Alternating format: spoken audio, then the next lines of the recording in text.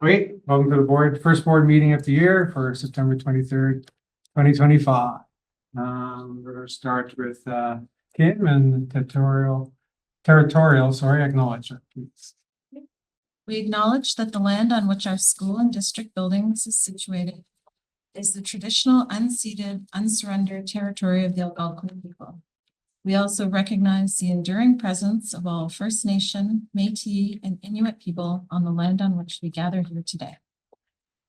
Thank you. And next we'll have Roger with the invocation, please. May we who are assembled here have a true understanding of the duties that are placed in our hands. We seek to have the wisdom to honor obligations to the Renfrew County District School Board, students, families, staff, and communities. As trustees and administrators, we work together to lead, guide, and support the vision to inspire, empower, and achieve. Thank you. Next we have attendance. Chair Boland here. Vice Chair Humphreys. Present. Trustee Doherty. Here. Trustee Clark. Present. Trustee Gannett. Present. Trustee Kaiser. Here. Trustee Primo. Just turn the doorbell. And Trustee Rajamani. Here. Thank you. Student Trustee Doherty. Here. And Student Trustee Day. Here. Very good. And then we have Director Nimi. Here. Superintendent Burns. Here. Superintendent Puri. Here. Superintendent Smith. Here. Superintendent Cronwald. Here. And Superintendent here. Thank you, everybody. Everybody have the agenda. I just need the motion to approve the agenda. Yes. Roger, all in favor? Any declarations of conflict of interest with this today's agenda? Seeing none, we'll move on. We'll just make a note that Trustee Primo is not here. Thanks. Approval of minutes from the July 8th, 2025 special board meeting. Can I move her in a seconder for those, please? I heard something up on McCarthy. All in favor? And that's passed. And we have our presentation. And Kristen's going to handle that, and it's going to be on strategic plan end of year update for 2024-25. Thank you, Chair. I'm going to sit here so that I can see the trustees a little bit better than from when I'm sitting over there. And so just a reminder that last year we brought to you a staff work plan for the school year connected to the current strategic plan. And in that staff work plan, we identified 8 focus goals for the school year. We had surveyed you the year before about that, and then looked at where we were with our work on all of the goals from the strat plan. So the staff work plan actually has actions for all of them, but we report to you throughout the school year and make connections to all of those goals. But this particular update that we brought mid-year and end of year is specific to the focus goals. I'm just going to share my screen.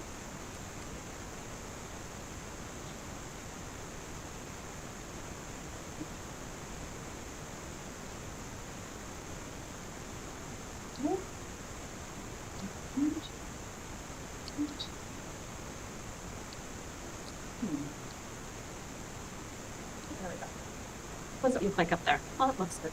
Okay. Like to double check. So as I mentioned, today's presentation is directly connected to the 8 focus goals that are in the strategic plan. And at the beginning, we have a reminder about our mission, our vision, our values, and our priorities. And so this slide does communicate the 8 focus goals that were selected for the 2024-2025 school year. It doesn't actually state what those goals are because that comes later in the presentation, but it shows sort of the breakdown by section of the strat plan, okay, and where those goals were located. And so at this time, I'm going to turn it over to Superintendent Nickel, who's going to walk us through the first focus goal. So our first focus goal with respect to EdSpeed obviously, just as a reminder, it's an electronic portal that was decided upon for consistency, not only for the parents and our guardians, but also for school staff as well. And rolled out in phases. The first phase for last year, that the focus was on communication between home and school, either through the messages directly through staff or on what we call a river, which would just be the postings that go out with different examples, which I'll show you shortly. So looking at the next slide here, just in terms of the basic action, so there was training that was provided for staff, specifically for the teachers as well as the administrators and the office staff, to make sure that they had an understanding of how to communicate out to the families. But we also provided information for parents as well, so that they understood how to log in and how to access SB2. And we had an EDSB committee as well, made up of a variety of people, including some of our school secretaries, to provide some timely feedback in terms of what's working well and maybe what's not. So that was greatly appreciated too, and of course promoting this tool across the RC and SB. And just looking at the next slide, just in terms of the impact. So a couple of things I just want to draw your attention to. So our most recent account in terms of the number of users, you can see on there is just a little north of 7,200, whereas in March it was more like 4,400. But as a cautionary note, we can't determine, we're not able to analyze and determine is that the number of families, or could it be 2 members within a family? So we're not able to determine that. We do know that there's obviously a significant increase as well, because this year, which we'll report on more, is the rollout of the EDSB attendance, so that it's another mechanism that parents can use. They can still call the school, but if they choose to, they can inform the school through EDSB as well of an absence. And of course, also they can monitor students and their own children in terms of how they're doing with attendance throughout the year, and they can monitor that as well.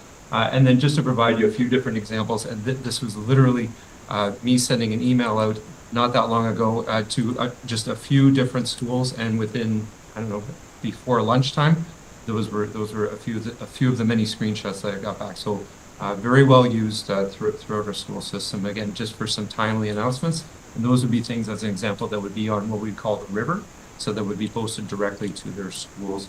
And as an aside, as an example, if we had, let's say, graduation coming up, or something that was important not only for, let's say, their own individual school, but maybe for the something that's within the family of schools, that could also be posted across other schools as well. So it's not just, it doesn't have to be necessarily just for their school too.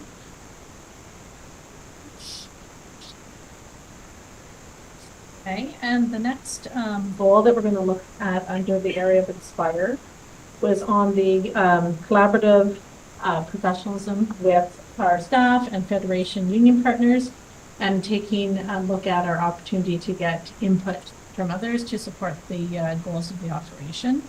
And so the first example that we're providing is an update on work that we've done from February till June in the area of collaborative professionalism. Some additional steps that we had taken is we continued our bi-monthly meetings with union presidents, worked on identified priorities, and we plan to continue that in the 25-26 school year. And when I say we, I mean as an exec council. We also, through exec council, we met with each month with the senior managers, and we began a process where we were piloting department action plans, and we do have plans to meet with all managers during the 25-26 school year, so expanding beyond just the senior manager group, but the entire management group. Under the topic or heading of participatory leadership, you know that we had instituted that last year as a nice mechanism for gathering voice from other people in the district. And so from February till June, some additional steps that we took in relation to that. We had 10 school/system leaders and managers that were trained in participatory leadership. So that's in addition to the exec council that had already received training. We implemented the participatory leadership practices at our leadership team meetings, and also if you participated in the strat plan, you know that we did that during those consultations as well. And finally, in regards to participatory leadership, our survey of the principal and vice principals on their views about content, structure, and frequency of our leadership team meetings did show improvements from the previous year, and that we feel is attributing to the difference in our approach in terms of those meetings. Thank you, and I'm going to speak to the next section. So under the priority of empowering equity and well-being, we had focus goal number 3, which was to continue to organize opportunities for learning related to anti-racism, diversity, equity, and inclusion. And that graphic there is actually the updated, and this was in the April board report that went to you, the updated responding to discrimination protocol that some of our system leaders worked on last year. Again, most of this was presented to you through board reports last year. One of the main priorities in regards to human rights and equity was our implementation of a program from an organization called Harmony Movement. They have a program called the Words Matter campaign. And it is a very comprehensive program that supports both students directly through programming in the classroom and staff through professional development around addressing harmful and discriminatory language. So it really dovetails nicely with that responding to discrimination protocol. That's sort of like, if it happens, do this, this, and that. This is the proactive part, the education piece. And so, we're really happy that we have this in place because we really need to also educate. We can't just be responding or giving consequences. This part is the really important part around educating elementary and secondary students around this, and also working with staff to build their capacity. And then another big priority last year that connects to this focus goal was the implementation of the Ontario Human Rights Commission's Human Rights 101 module for all staff. So we have some completion rate data there. So this is all done, all of our training, mandatory training is done through a platform called Vector. And so we can track completion rates. You can see that we have some things we need to address. Not everyone has completed it, and we will be following up. So immediate supervisors will be following up. This is a one-time training, which means that it's really just that base level understanding of basic human rights, like the 17 grounds, for example, are in there. And from this point on, we're going to address, work with the staff who have not completed it, and then also it'll be embedded in the professional development for new staff who join the RCBSB. We also have developed the inclusive language guidelines document. So just bringing you an update on the steps that have happened since the April board meeting where you received the report about this. And so there were some consultations. So the next step was we brought you a draft, and Exec Council had seen a draft. But the next step was a variety of consultations with different groups to get additional feedback into the document. And so you can see that there are some groups that had their consultations, and there are some that are scheduled for the fall. And then after that, an implementation plan will be developed, and with the focus on this document really starting to be used with staff. And now I think I'm turning it over to Jacqueline, right? That's correct. So the next focus goal in the area of empower is focus goal 4, to review all policies and admin procedures, as well as resources for teaching and learning through the lens of human rights to ensure equitable, diverse, and inclusive practices are reflected in our schools and communities. So some of the actions that were taken in addition to those that we had presented earlier in the year is that the priority days were implemented for the 24-25 school year, and then dates were chosen for the 2025-26 school year, and a plan for this focus year to provide additional learning resources in addition to identifying the days. We've also established a partnership with Dr. Tracy Vinecore from Ottawa U to implement the Ontario Health and Peer Relations Study as our school climate and demographic survey for students and staff, and that is to be implemented this school year. We do have plans to do a separate staff engagement and well-being survey, and that would be administered in the 2026-27 school year. There was a revision made to AP 121, which is the AP is on the review of admin procedures, and it was a revision in order to streamline the process, and it does include opportunities and feedback from the Principal of Human Rights, Equity, and Anti-Oppression, as well as the Principal of Indigenous Education.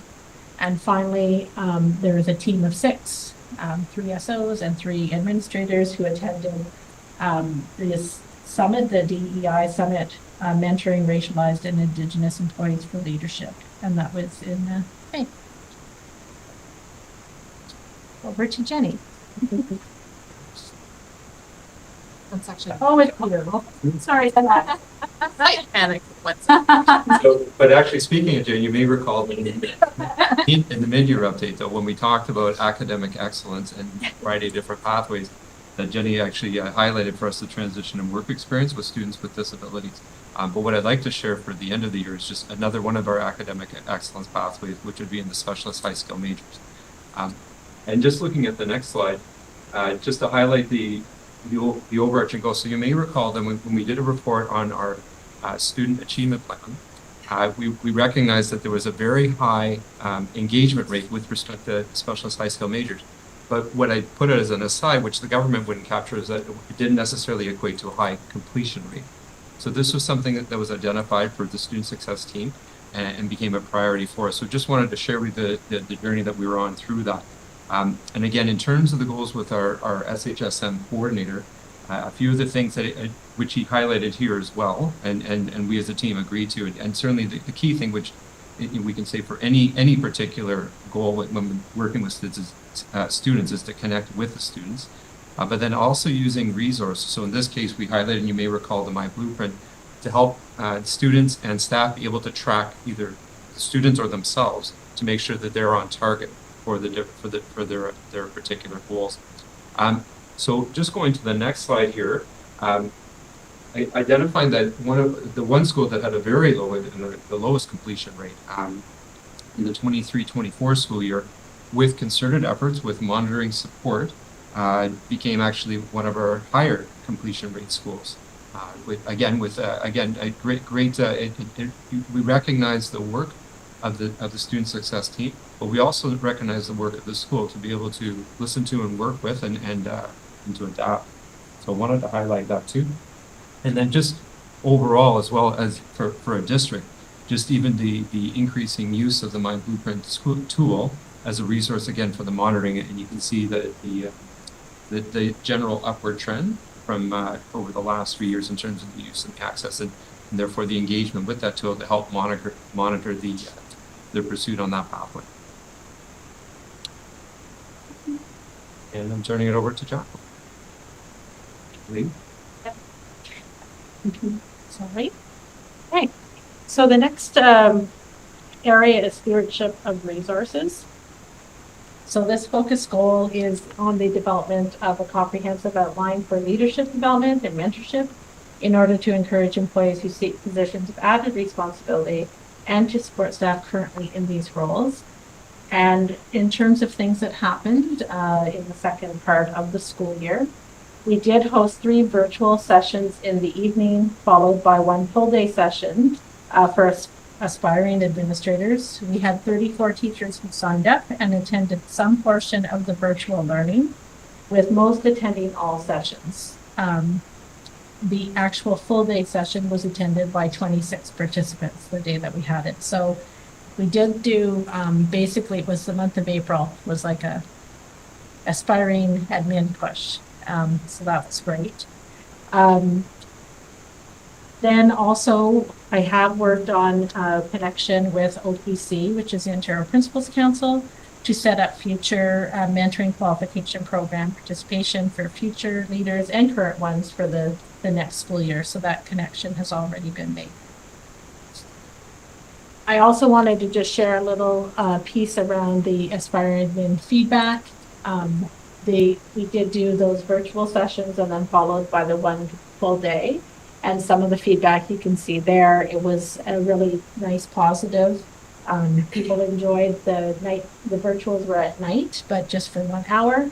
And then we spent 1 full day together, which was wonderful after having spent these nighttime evenings. And they appreciated just being able to talk about what administration looked like and what values and qualities and characteristics we're looking for. And I had 4 of our current administrators who were part of the team that supported the development of what the content was and also the deliveries. I'm going to say Jenny again, but I might be wrong. So in terms of measurement of progress and focus goal number 7, this goal was really connected to thinking about indicators of identity and equity and wellness, with a focus on thinking about how we know whether or not students have a positive sense of belonging and relationships at school. And one of our key actions in connection to this goal was about monitoring the implementation of our new attendance support plans. And so we know that this group has had a keen interest in the attendance work, so we thought we'd provide an update on the progress in the second half of the year. So just a few pieces there in terms of an update of what the work has looked like. Actually, we just go back one. Yeah, thank you. Sorry. Thank you. That's great. So highlighting that we've done a lot of work in terms of data analysis and reporting, working with our Aspen team, really just thinking about ways to make the work more automatic. So thinking about how we can help our schools to keep a closer eye on attendance. So reporting and alerting when students may be experiencing some difficulty so that we can have early plans of intervention. Just helping us to keep a closer eye on impact of the focus that we're having. We also established an attendance campaign, a bit of a committee, which is led by Gail Corbin, who's our principal of Safe Schools and Tiered Supports. And she's working with some school support counselors and some administrators who are really passionate about improving student attendance. So we worked on developing a bit of a plan, focused on a positive approach to recognizing barriers students may face and how we can best support them to attend school. And this plan will focus on learning. It's a learning approach, thinking about how we help our families and our staff and everyone, how we can work on continuing with positive connections around attendance. And you will start to see some of the work stemming from this group showing up on our social media and our website. If you've been following this week, we had a post, so that's exciting. Okay, so then we want to just share a bit of data with you. So you have seen this graph before. This graph shows the percentage of elementary students who attend 90% of the time or greater. And we only have the data so far for the 22-23 and 23-24 school year that we are provided by the ministry.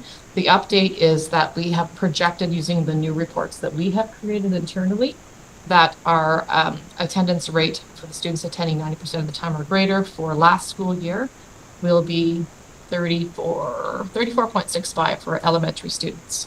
Now, we are reminding ourselves that this does include those G days, so the days of excused absences, so things like inclement weather days, extracurriculars, and that's one of the pieces that we know will be reflected in last year's data. And I did just have a look at G days over the course of last year from month to month to month to month. And it is really clear that especially in our most rural schools, there was a high proportion of G days in the month of September. So we know that is impacting that projection. Okay.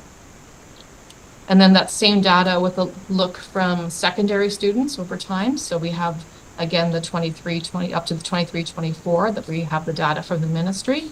And our projection is 10.39% of students attending 90% of the time or greater, with that same trend showing up in the data, especially around September and October at the time of our bus interruptions in our rural schools.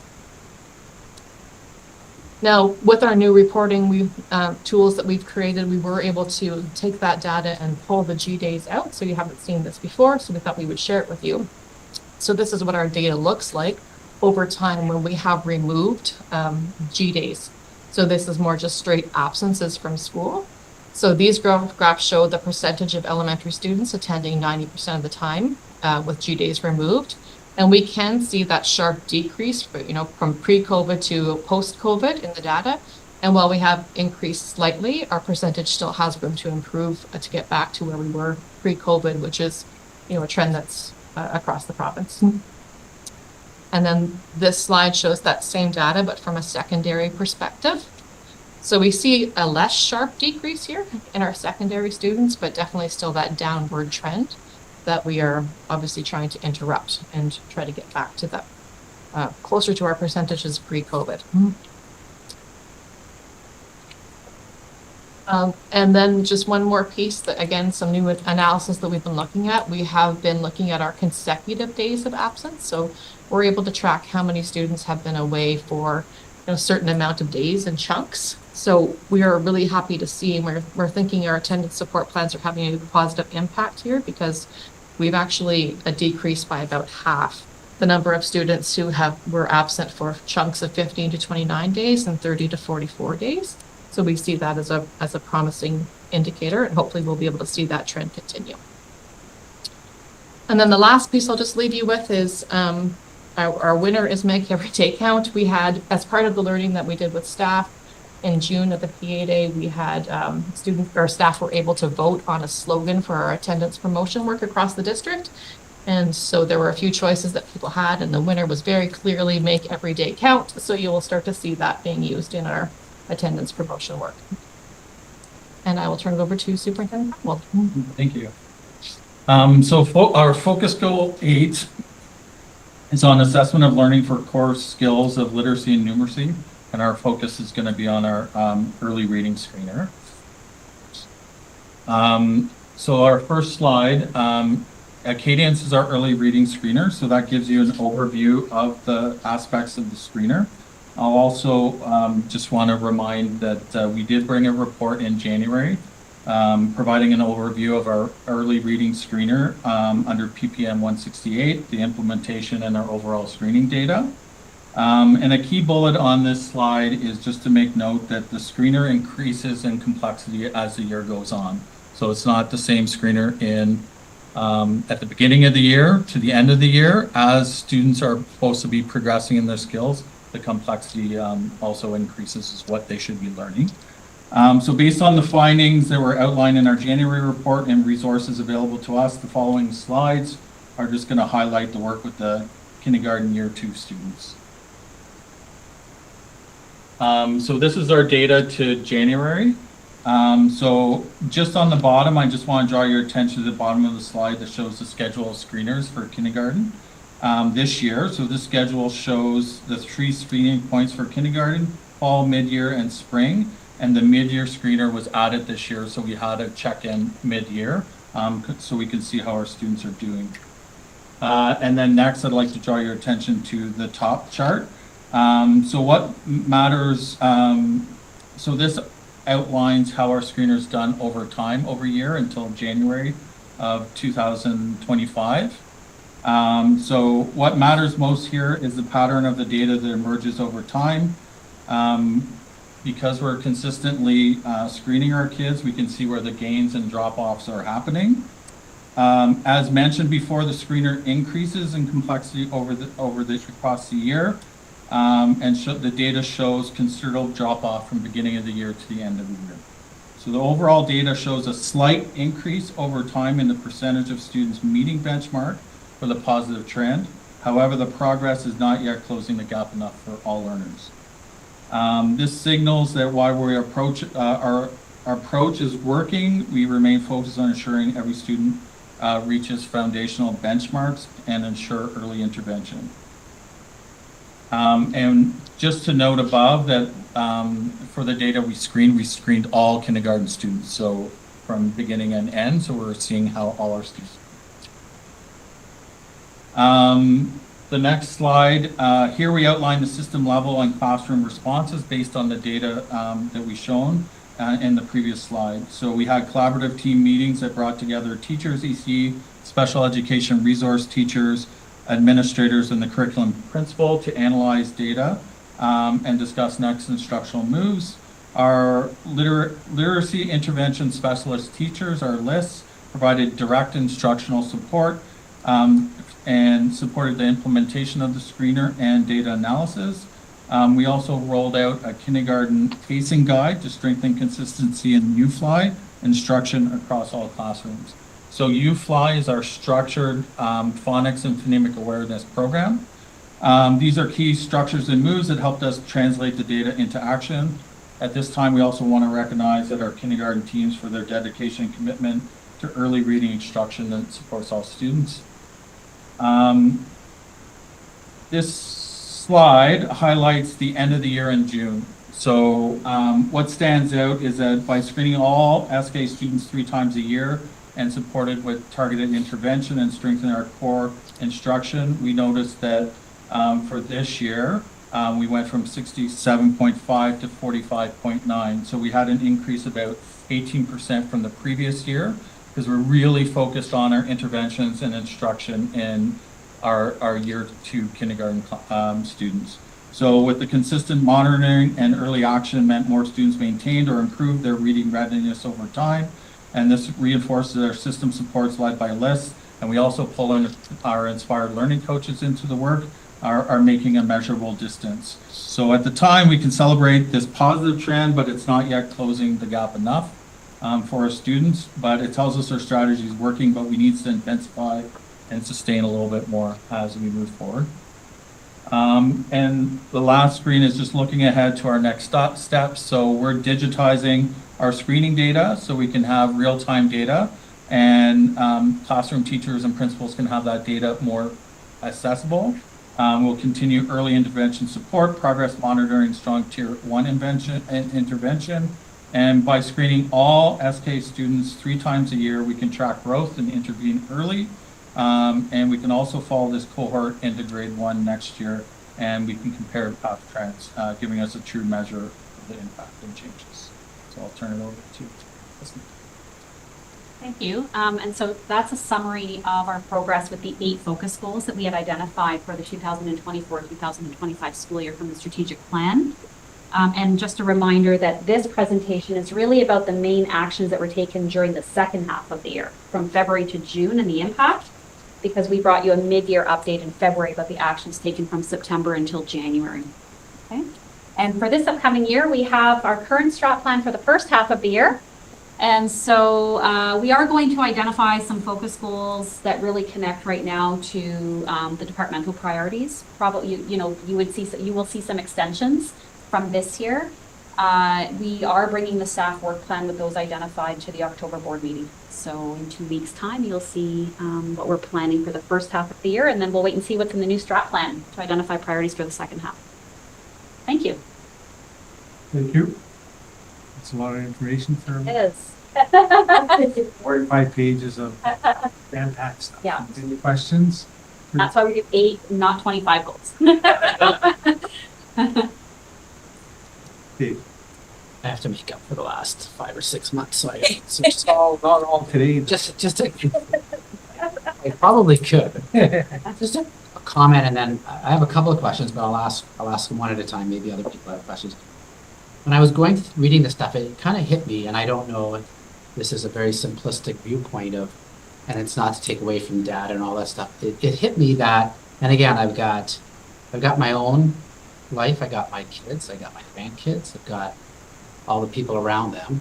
That probably the most important thing when you tie this back into attendance and enjoying going to school and liking is the teacher in the classroom.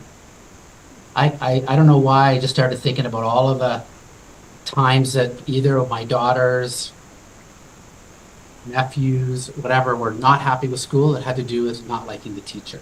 So just all of this, just a comment, I know it's a simplistic comment, but I think it goes back to how important having a good teacher in the classroom really is, with all of the stuff built around it. Anyway, so my question, the first one is on the participatory leadership. I'm kind of curious about that. I'm not in management anymore. I don't get involved in this stuff, but I do get called every so often about the old training we used to have. Not that I'm a mentor or anything, but I'm wondering, one, if we have challenges getting leaders in drawing people into leadership positions, because I know at Cisco, they post for managers, they don't get anyone applying within the company. And I'm wondering if that's the case here, or whether we still have a strong, interest in becoming part of the leadership. And secondly, what is participatory leadership like? What type of training in a general sense does that involve? I'm curious. Just Superintendent Bray, did you want to speak to the aspiring leadership program? Right. So in terms of those challenges, Dave, I would say I agree. In some ways, we were seeing a bit of a decline in people expressing interest. And also, we also reflected on what we had been doing to prepare people to, be ready to, or even know what interest they might have.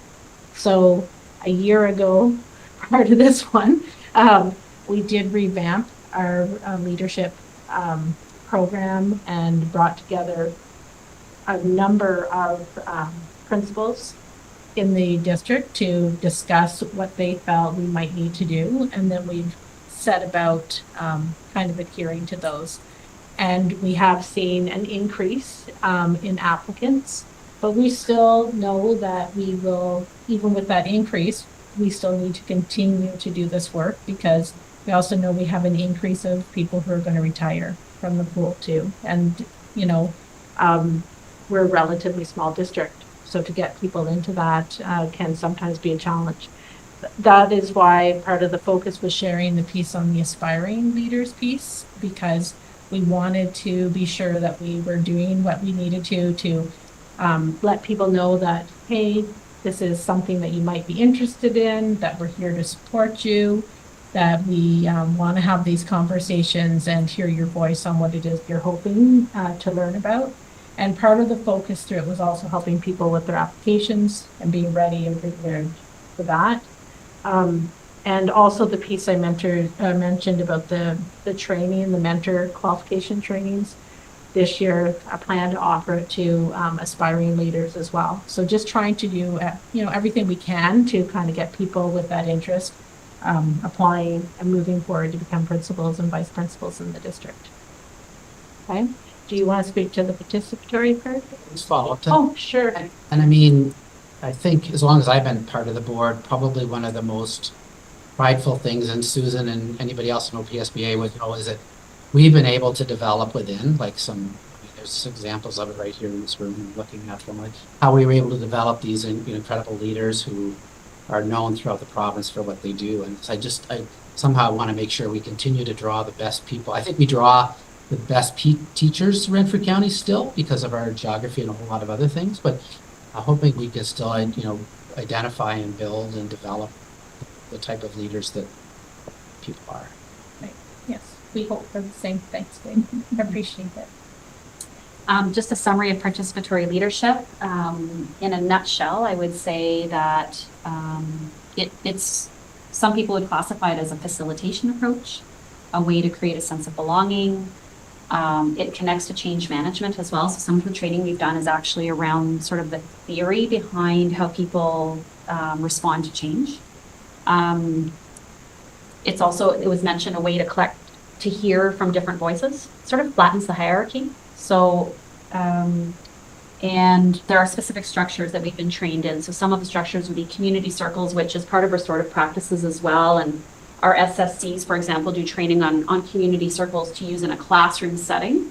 We've used it with our leadership team to create a sense of belonging. Open spaces where there's a lot of participant choice in what the topics are and who wants to host a conversation about what. And we've used that type of structure with our leaders as well, so they get real-time kind of learning about what they need to talk about when they come to their meetings. We've also used the World Cafe, which would be the structure we use during the strat plan sessions. There's basically a set of guiding questions that are used, and we mix and mingle the groups so that we get different perspectives at an individual table. And I think to sum it up, it's the concept that the wisdom's in the room. So, and that the structures that you put into place will help surface those ideas, and that people communicating with each other and truly having dialogue will bring the good ideas to the surface for consideration and implementation. So that's how I would summarize it. 2 minutes. Fair enough, thanks. And I would say the art of hosting, if you looked up the art of hosting, there's a website, it's a worldwide approach. There are conferences all over the world on the art of hosting, and that's probably a great spot to go and to see what it's all about. Okay. Roger? I think my question is directed to Superintendent Nicol. It's regarding the specialist high skills majors, and in that slide, it made reference to the fact that there was an array was added. I'm assuming to the complement of specialist high skills majors. And I'm just curious, what did that array look like? What was added, and how was the decision of what to add arrived at? What kind of evidence did you use to inform yourself in terms of how you arrived at that array?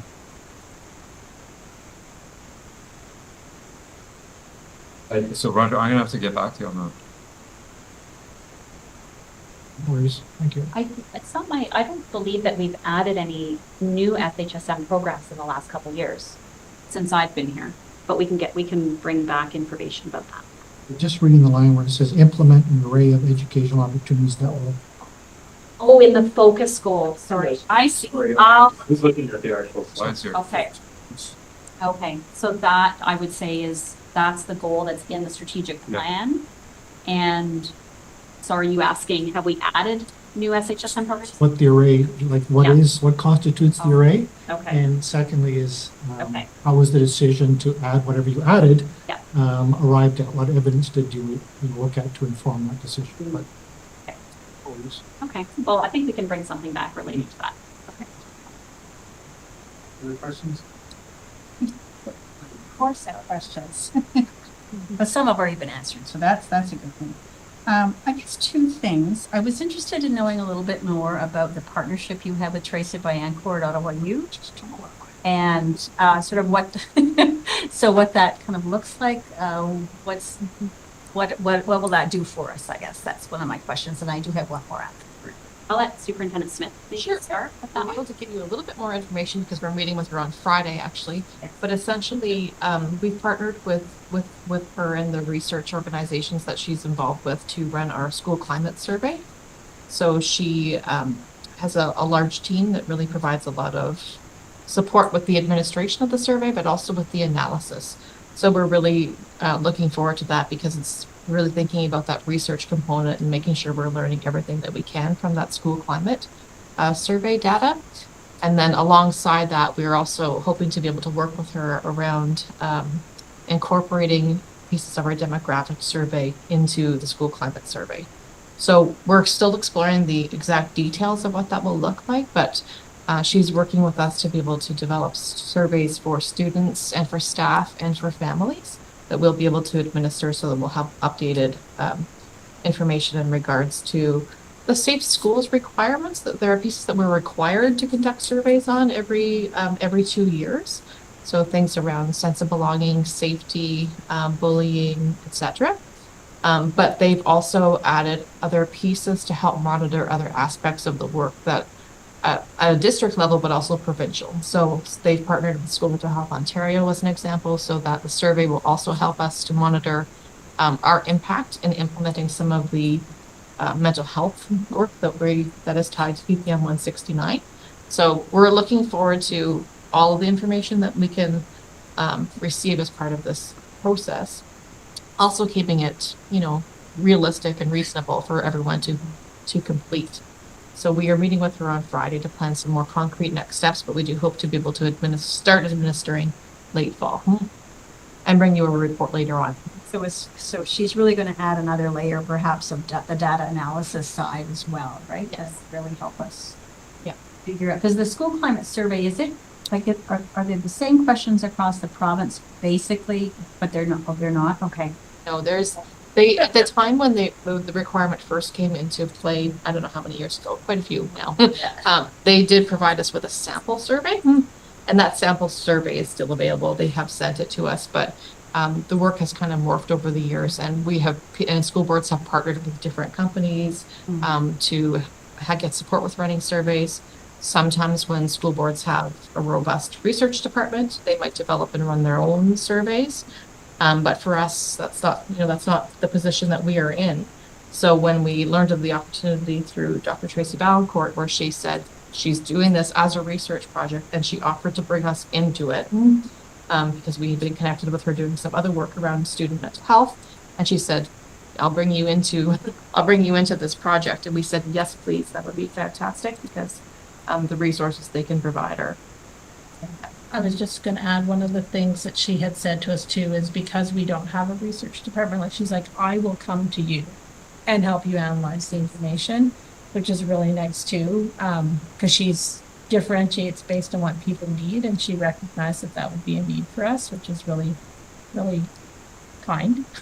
And I just wanted to add the part about the staff piece. So even in this piece, it'll be a survey of staff, but in relation to what they see about the safe schools piece. Okay. And it will talk about how they see like students in their own class and what's impacting them.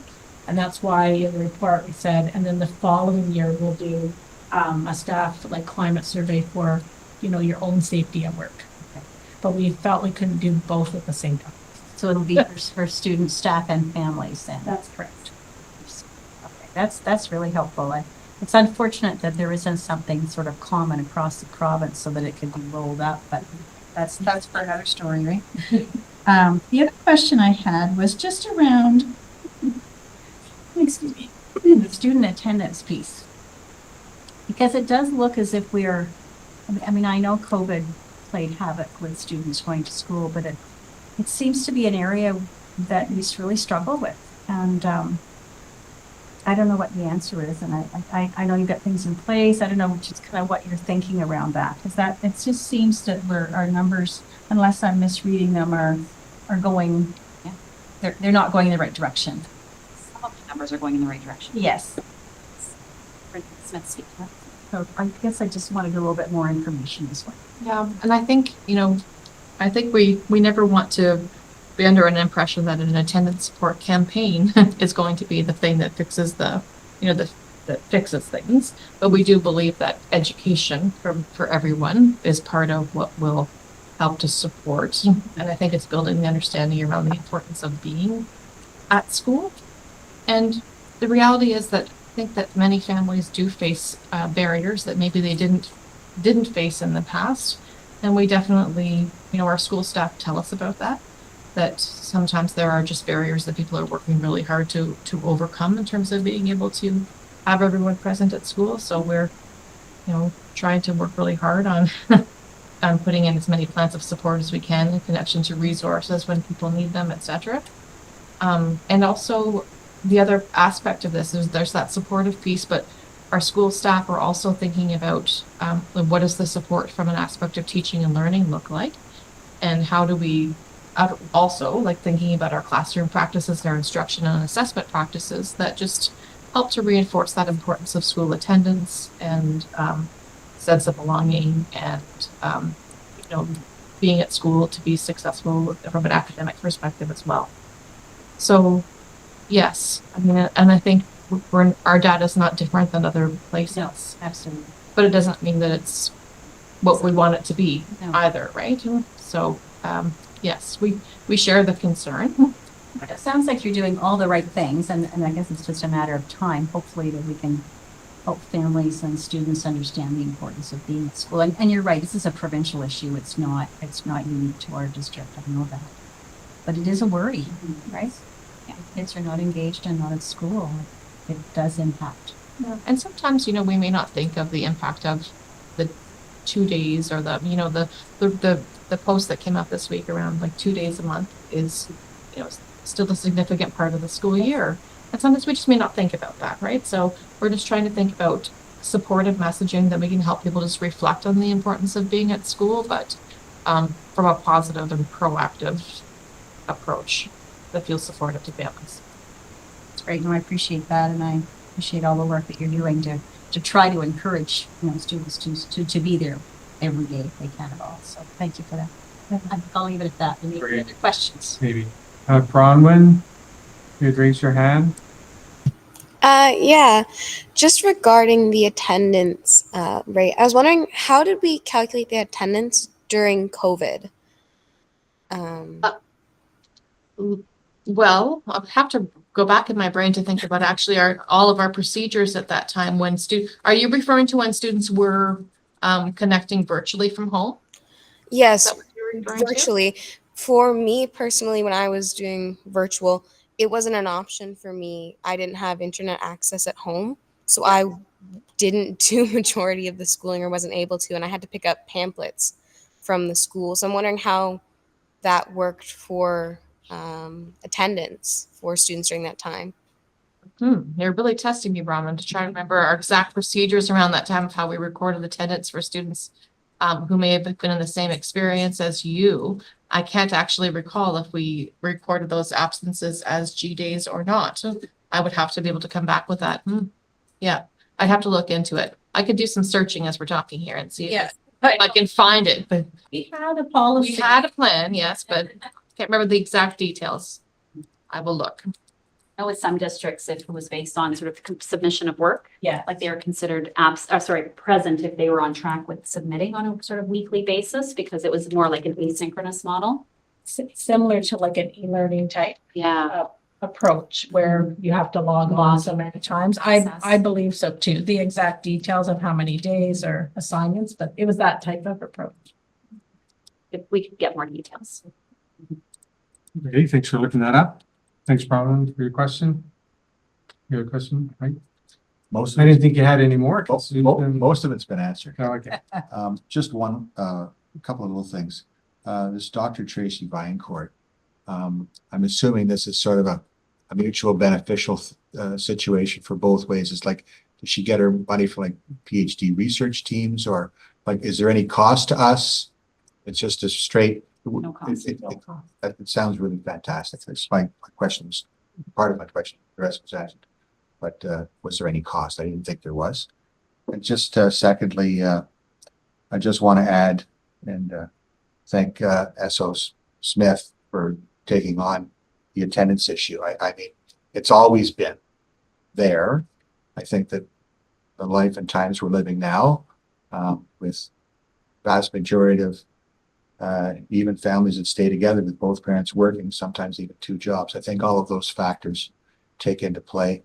But I also just want to pick up on what my fellow trustee Dave said, and you know, sometimes making that connection, especially, you know, probably grade 6 right up until they graduate, especially is just that connection with the teacher.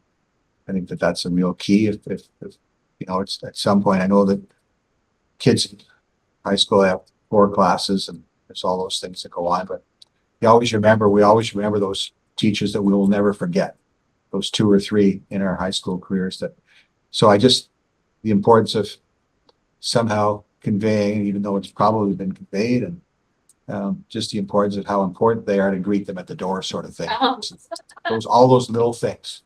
And, I thank you for taking this on, Superintendent Smith, because it's always been a concern of mine. And although I agree with my fellow trustee, we are doing everything possible we can do. The numbers are still very concerning, and that's our future of our country and our productivity. So, thank you. I found that we Get one more question, if there's nobody else. Yes, okay. And before I ask my question, just back to Susan's thing about it, I think it's not just attendance in schools. Since COVID, it's just a different attitude and a way of looking at everything, whether it's showing up for work, whether it's showing up for practice, whatever it is, it just doesn't seem like it's as important as it used to be. Anyway, my question, I hope, is the EDSB, is that what it's called? Yeah, that's. Like, how is it working technically? Like, it is, I heard it's a very user-friendly program, and my curiosity is more from experience. So, you know, the company I work for comes out with these new programs every couple of years, and it takes them, you know, they're designed by someone who's not in that particular field, and it takes them 2 years to get all the bugs out and make it work, and then they come out with another one. And I'm just wondering, like, how user-friendly is our program? What's the support for it? Are parents finding it works and it's doing what it's supposed to do? Is it? So short answer would be yes. However, to your point though, when you mentioned bugs, what I would say is that the EDSB platform has to speak with our Aspen platform, which is involved with attendance. So that's certainly from the IT department, that's where they had to work on the bugs, so to speak. Okay. But in terms of the user experience, like behind the scenes, and everything is good. Correct, but Nice. but again, it's making sure that EDSB can speak with Aspen. So, and what I mean by that is, as an example, like for let's say communication with the classroom, if you have a teacher that teaches a group of students in the morning and a group of students in the afternoon, and maybe they're different, we have to make sure that, and Aspen covers all that, but Aspen has to give that information to EDSB so that the teacher can say, okay, you know, morning class, I can send out a message, right? Afternoon class, I can send out a message. So that required some time to figure that out. That's automated now, is that? Correct. Okay. But in order to do that though, we had to have, we mentioned the EDSB committee, we had to have a subcommittee for that one, just where it was particular people in Aspen, To make it a work. few principals and a few secretaries to say, this is what we're thinking. Is this reasonable? And then to be able to train people, which we were able to do, but it did take that. And then not only that, but then also bring in what we call like an EDSB champion, like a person from every school that could be trained on a lot of those things so that when there was some minor troubleshooting, that a person within each school could actually say, hey, I think I actually know how to fix this. Good, okay, thanks. Yeah, that's cool. Maybe I'll just add a little bit, just to clarify some things with EDSB. There are 2 modules that we've implemented so far. So the first one was last year, the communication module. So we started with that one, and that's communication between the whole school to all the parents and families who are signed up with an EDSB account. Or it could be communication between one individual teacher and their parents for a class, or it could actually be the communications officer puts something into EDSB for all schools or a group of schools. So why are we using this? It looks, and we could do a demonstration in here maybe at a future meeting, but it looks like a social media platform, almost like Facebook. So you know how Facebook has a feed? You can kind of see things being posted. That's what's called the river in EDSB. And so, you know, the principal might put up the newsletter for the month, and you could click on that and go to a link. They might put up a little message about hot dog day tomorrow. And so there's this flow of information. It's different than sending out emails each time with separate messages in separate emails. And the other part is that it's better than something like Facebook or Instagram because not all parents want to be on social media. This is a secure platform. It's consistent across the board that's housing all the information within a safe platform. So this year we did last year we did communication, which is what this presentation is about. This year we're implementing the attendance module. So when Superintendent Nicol was talking about getting EDSB to communicate with Aspen, it was really to be able to implement that attendance module. Yes, there was a little bit of work to be done around probably around getting contact info to go between in the past, but this year it was really around attendance. And there are other modules. So the committee is going to work on the attendance module this year and then see, okay, what's next? Like maybe there's another tool within EDSB that could be used. So it's really, it looks like social media. It looks like a Facebook page with posts from the school to the families. That's how I would describe it. Mm-hmm. Yeah. And individual teachers can have their own little section too in EDSB where they're communicating. Which is where Aspen came in this past year just to work with the teachers. I mean, it sounds like it's fine. Our company came out with a platform. They wanted it to look like Amazon, and they did. The only thing is that the person who designed it wasn't a salesperson, so they didn't realize that salespeople are not customers. They manage the accounts. So all of a sudden, there was nothing in there. And we had to keep our old system because we have to use 3 different systems in sale. But the customers are happy because no one thought of the rest of the company. So that's that stuff happens all the time. And just so we can, with our system, we kind of keep, it sounds like you're already on top of it. And so that keeps it as user-friendly as possible. And then the more user-friendly it is, the more people are going to use it, right? And I know we'll go to Sydney in a second. The other thing I would just say is EDSB's been around for a while. There are other school boards that adopted this a few years ago. It's not like this board was one of the first ones out of the gate with Aspen, right? So lots of troubleshooting when that was implemented. EDSB's been around for a while. This goal came out of the last strat plan, which this goal connected as well to the feedback received during COVID, that parents were accessing so many platforms during COVID, right? Yeah. Going here, going there, going here, going there, seesaw, this, that. And so this goal in the strat plan was in response to parent feedback about having a common, safe, secure platform. And we did connect with other school boards who have been using it for a while as well to learn from them. So I just wanted to kind of give a little bit of background on it. Okay. Sydney. I was just wondering if do you have any plans to kind of expand EDSB into the students? Because I know a big issue that came up with our student senate was student involvement and knowing what's happening in the school. So something like this where everything's in one place would be really helpful for students. So I was just wondering if there's great question. And you're absolutely right, Sydney, that it does have the ability to do that. And as Director Nimi said, that's certainly one of the tools that we are looking at. Good. Anything else? Lots of good report and lots of good questions, right? So that's good. All right. You'll stay there in your hot seat because you're up next. Program or service review cycle. Yes, I will be really brief with that report. This is really, as you know, over the last number of years through the current strat plan, every year there has been a formal program review, and some have spanned more than 1 year, but our CDSB started with an elementary review and then secondary and then adult and continuing education spanned 2 years. We wrapped that up last year with revisioning the program, and we brought you reports around that one. And so this year we are embarking, we had sort of hinted, like let you know informally, but this is sort of your report to formally let you know that we are going to implement an early years review this year, and Superintendent Cronwald will be leading that.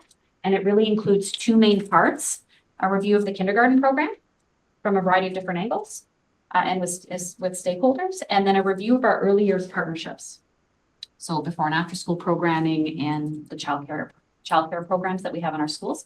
And for that one, we need to work with the providers in the county to look at any possible expansions. So we'd certainly be open to that. We're open for business, but also just improving the relationship, right? Like getting feedback about how can we continue to work together in our shared spaces. So that's in a nutshell what that report is about. Any questions on that? Yes. Sorry, Okay. just because she said kindergarten.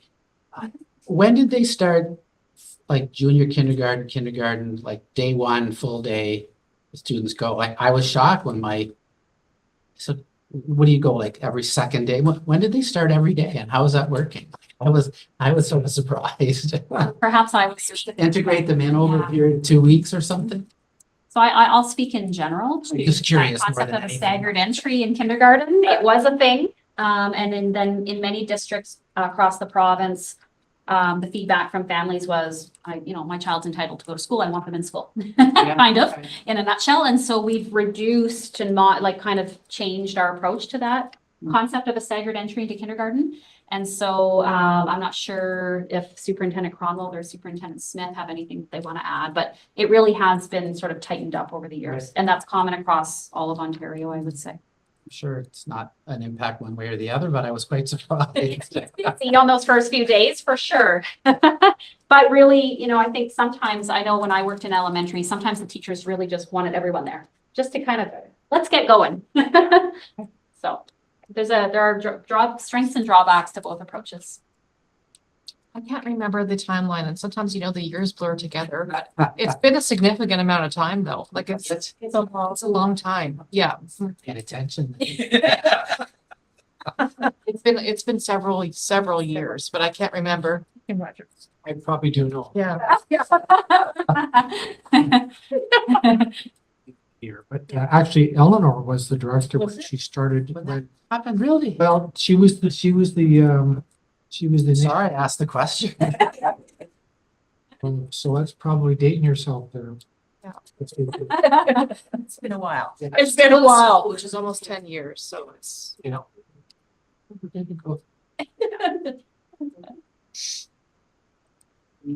right, Next. good.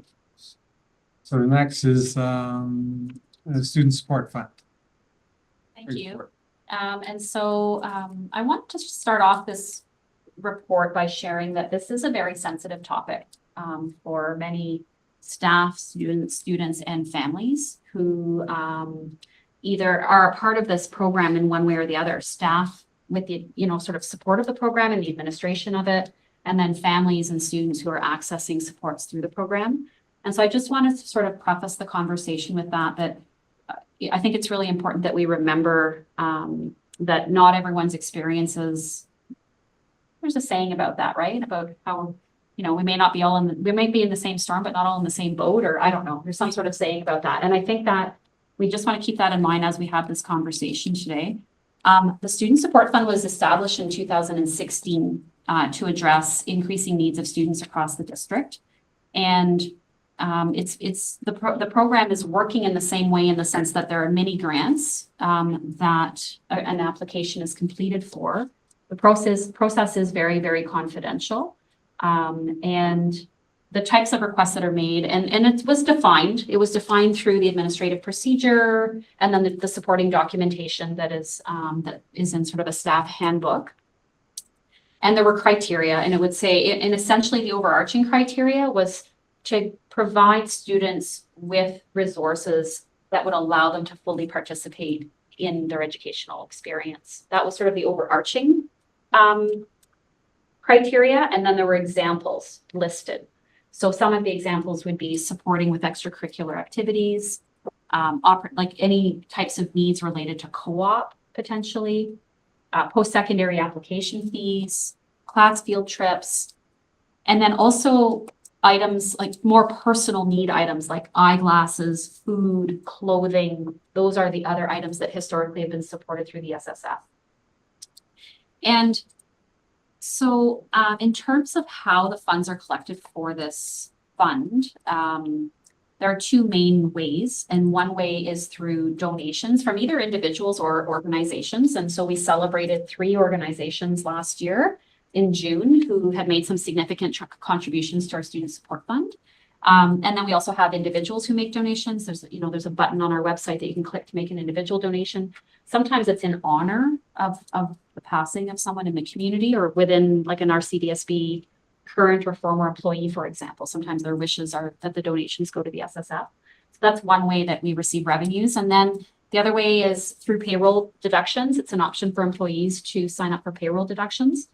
So that's how money is flowed into the program. And then I sort of have outlined in general the types of expenses that the program incurs. And so there's some data shared in here. This was shared last year as well at this time. So a similar report was brought last year showing the data over time. I haven't shown every year, sort of showing the beginning and then towards the end, like the last couple of years. And so at the beginning of the program in 2017, there were 69 applications, and the amount spent on students just exceeded $10,000. In the last 2 years, we've had over 200 applications, and the amount spent on students has ranged between around 53,000 to 63,000. And then there's the total number of applications. I don't think that's accurate. I apologize. Those 2 numbers are not right.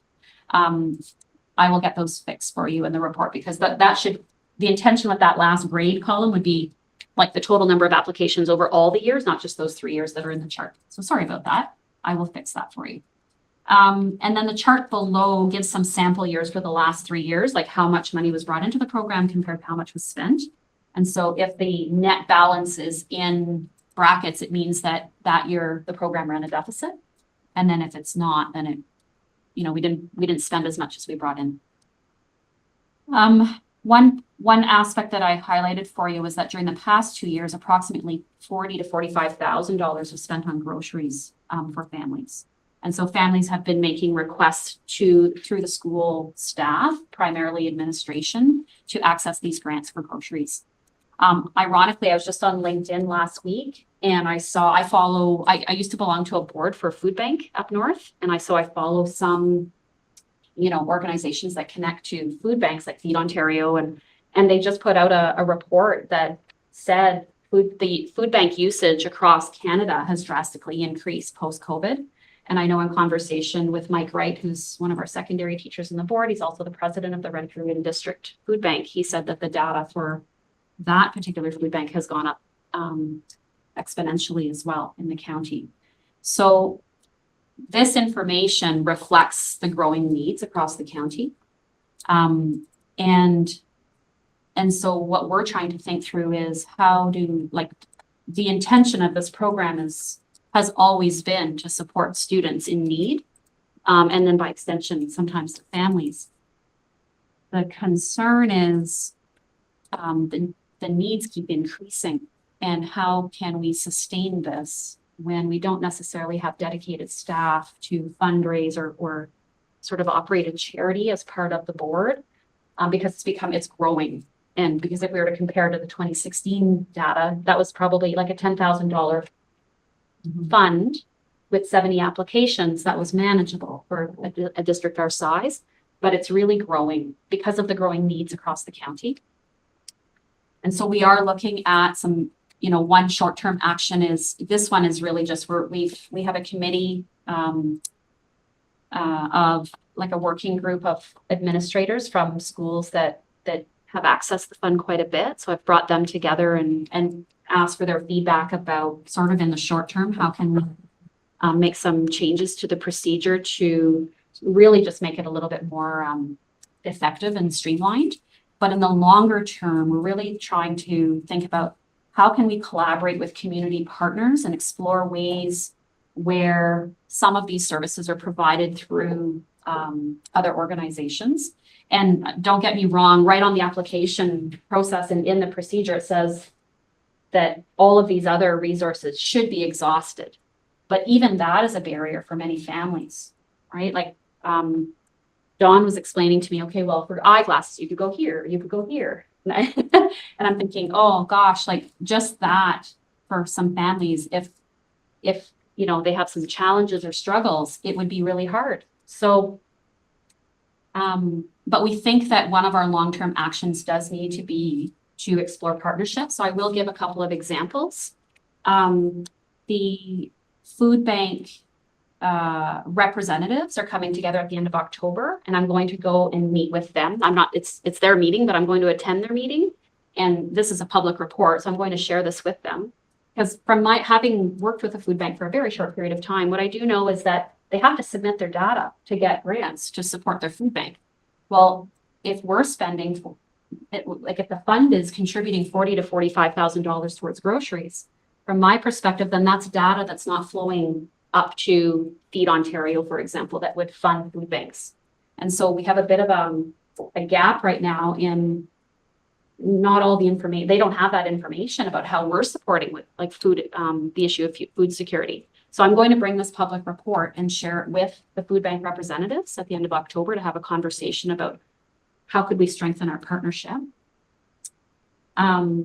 And then the second community partner that we're looking to work with would be CPAN, Community Poverty Action Network. That is their mandate, and they have separated from the Phoenix Center, so they are their own organization now with a board. And we've had some preliminary meetings with their executive director to talk about how could we partner on some initiatives. So I see that as an opportunity where we might be able to strengthen our partnership with them. And perhaps, and they've done some revisioning. And if you go on their website, they have a program called The Village, sort of like give help, get help kind of idea. A more interactive approach to supporting people who need some supports in real time. And so again, perhaps like that really sounds kind of like our SSF, right? But this is their mandate. So we're kind of wondering, can we partner and maybe, and perhaps maybe families could go through them to get some of the support that they need. So it's a really delicate conversation because we don't want to, and the other thing I will say, and it's not in this report, is we have about $45,000 in the account right now. Like it's healthy. And we have amazing donors and organizations that support this program, but it is growing to a point where it may not be, well, if you look at the last 3 years, there were 2 years where we spent more than we made.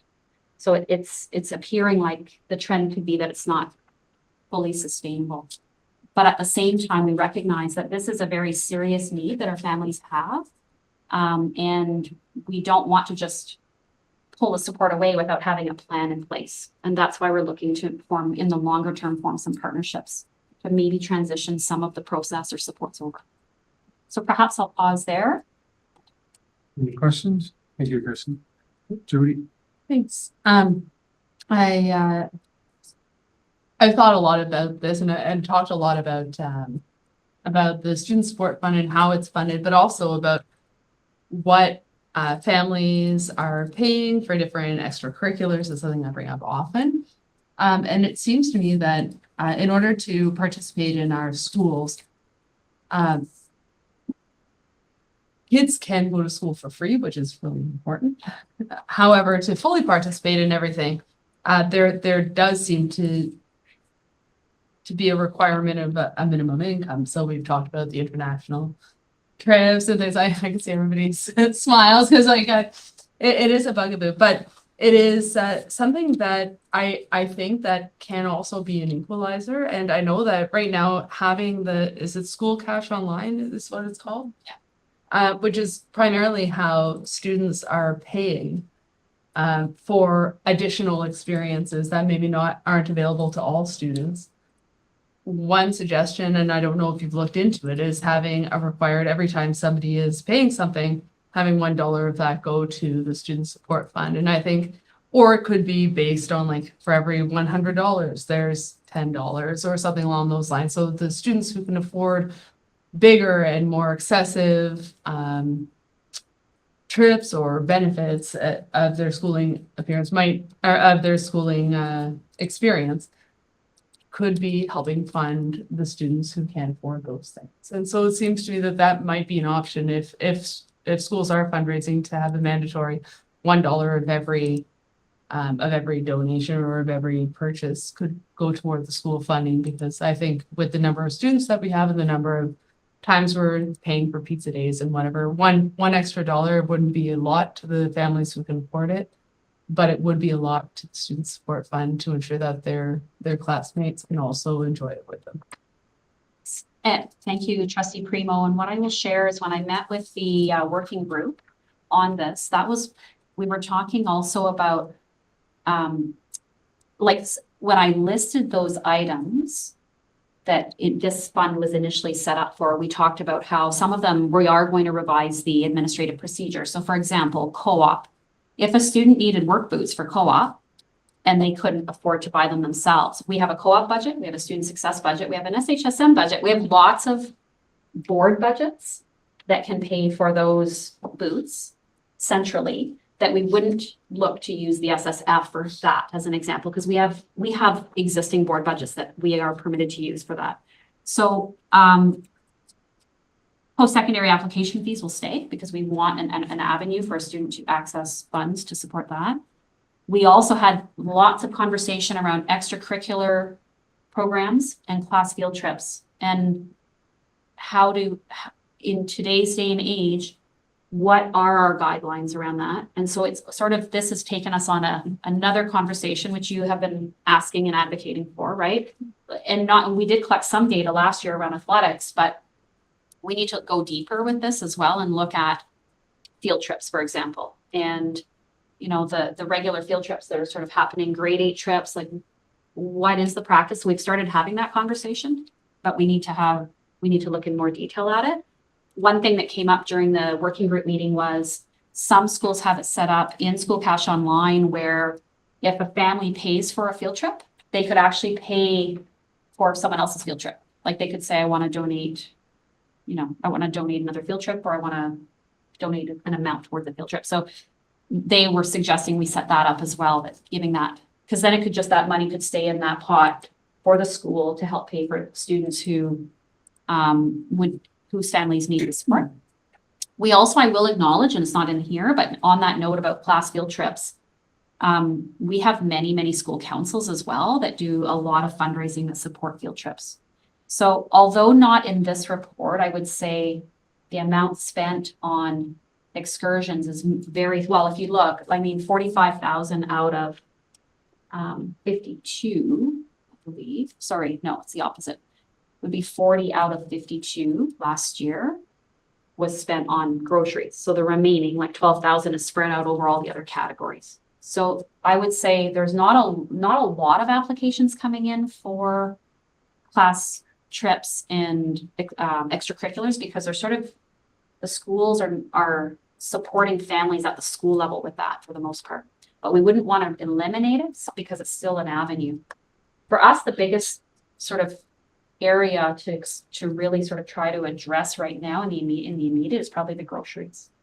But having a conversation about this has, made us ask lots of questions about what's happening with field trips and extracurriculars. Bronwyn, you had your hand up? I'm okay now. You're good. Okay. Dave, and then Roger. I mentioned this as an idea many years ago. I mean, fundraising, we don't tap our alumni. Like I can think of my graduating class as one graduating class, and I know there's a lot of very wealthy people in the graduating class. We don't go after our alumni to raise funds for the program. So I know it takes a person to coordinate it, but it would probably pay for itself 10 times over. That's the first thought. Second thing is on my colleague's suggestion.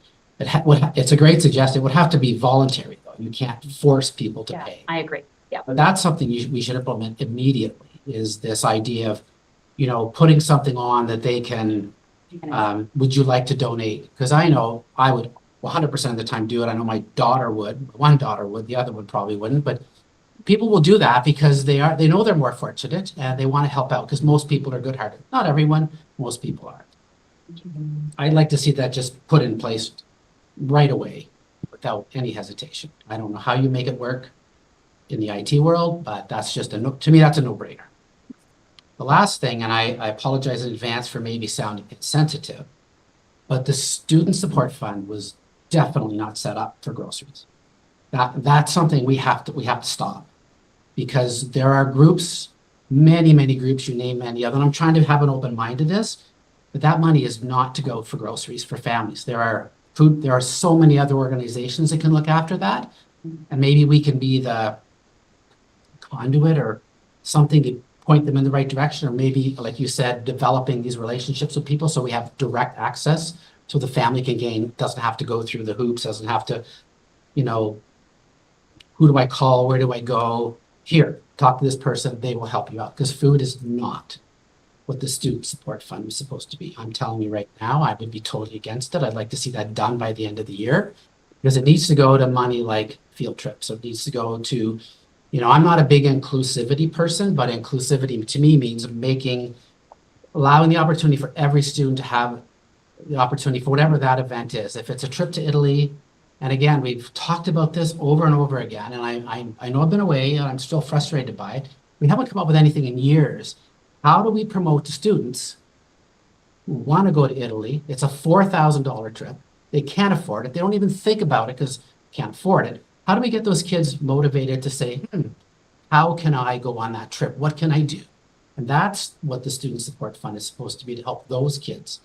Running shoes, I never heard of glasses before, but I mean, that would be up to a principal, but not food and groceries. That's just not our business. We are not in the business. I don't sell cars. If I started selling cars in my job, it's not part of my job. It's just not part of what that fund was supposed to be. And I missed the report, obviously, in the past. I was shocked when I read that yesterday when I was reading this, that we're spending that much money on food and groceries. It's not what the money's for. And I think if you told people who were donating this fund where that money is going, they probably wouldn't be very happy with it, because we've always promoted it as the first 3 or 4 areas that you mentioned when you were talking about what the fund's supposed to do. That's what it's for. It's to help students in school, not give them money or provide food for their families at home. And I mean, I don't want to sound like a contradictory person, because we forced administration to do the COVID food drive for all the families in Renfrew County. But that's an extenuating extreme circumstance. This is like the use of the fund, and it's to support students in the school with activities, running shoes if they don't have running shoes to play basketball, whatever it is, that's what it's for. Or, I mean, that's why we set up the Director's Contingency Fund. I hope we still have that somewhere. That's for the director to decide. We need to help the student, we need to help the situation, we need to help this program. That money's put aside for that. That's what this fund is for, not groceries. I'm so sorry, and I don't want to sound insensitive, because I know there's a lot of families in need, but that's just not what it's for. So perhaps I'll just add one point that I probably didn't say. I can't remember if it's in here, that this sort of so food is listed in the documentation about SSF. That is listed as a. Certainly was added well after we implemented the program. Well, it's been there since I've been here, which is not very long. And what I would say is the need, the applications for food really drastically increased post-COVID. And I think you alluded to that it became a need during COVID, and then this is what's happened. So, I don't believe anybody on this board knew that until, I don't know when I didn't know it, and I've been on the board for 26 years. And I was here when we implemented the Student Support Fund, and it had nothing to do with food. That's something that was done internally. I'm not criticizing, I don't care. It was probably done for all the right reasons, but that's not what the fund's for. I appreciate that perspective, and that's why we're trying to be very transparent about where the dollars are going currently.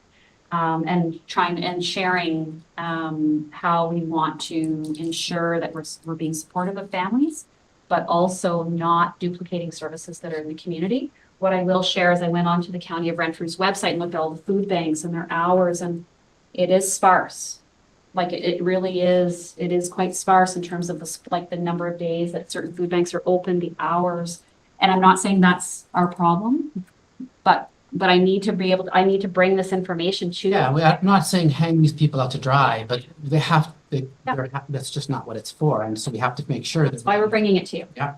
That's why we're sharing it today. Right, so Roger, you're next, and then Yeah, so I would have to concur with Trustee Kaiser. I have some history with this fund because it was at a time when I was in the director role. And you're absolutely right. The intention was, and I recall many instances when Trustee Harkins would say after a presentation when schools were here talking about school activities, he would always say to the principal, am I guaranteed that any student who wants to partake in that particular activity would be entitled to through funding? And so that was where the concept of fund came about. I'm alarmed, but not surprised by the introduction of the groceries to this cost because, we live in a very impoverished area. We know what the demographics are, and we're facing that daily, and families are facing, significant needs in terms of not just food, but also clothing and other things. And there was a time when funding did roll down from the government to school boards for breakfast programs. And obviously, I'm assuming that Yes. because it's become now a problem for us, that funding has dried up, eliminated. No, so we still have separate funding that supports nutrition programs in the schools. What I will say is that in some schools, they do run out. And therefore they might be applying to the SSF or they might be looking for additional donations, but we still have separate funding sources that support our nutrition programs, separate from That's this. good to hear. Yeah. So we're still getting supported and we can do that for those students who show up at school Absolutely. without food and who are hungry. Yeah. So I like your strategy in terms of connecting to those agencies. I think that's a critical component in terms of moving. And not that I don't want us to be giving food away to people, but the practicality, and Trustee Kaiser, you would know, if I'm going down to the store to buy groceries, that's probably not an effective way of translating that money into food, like you're paying top dollar for whatever it is.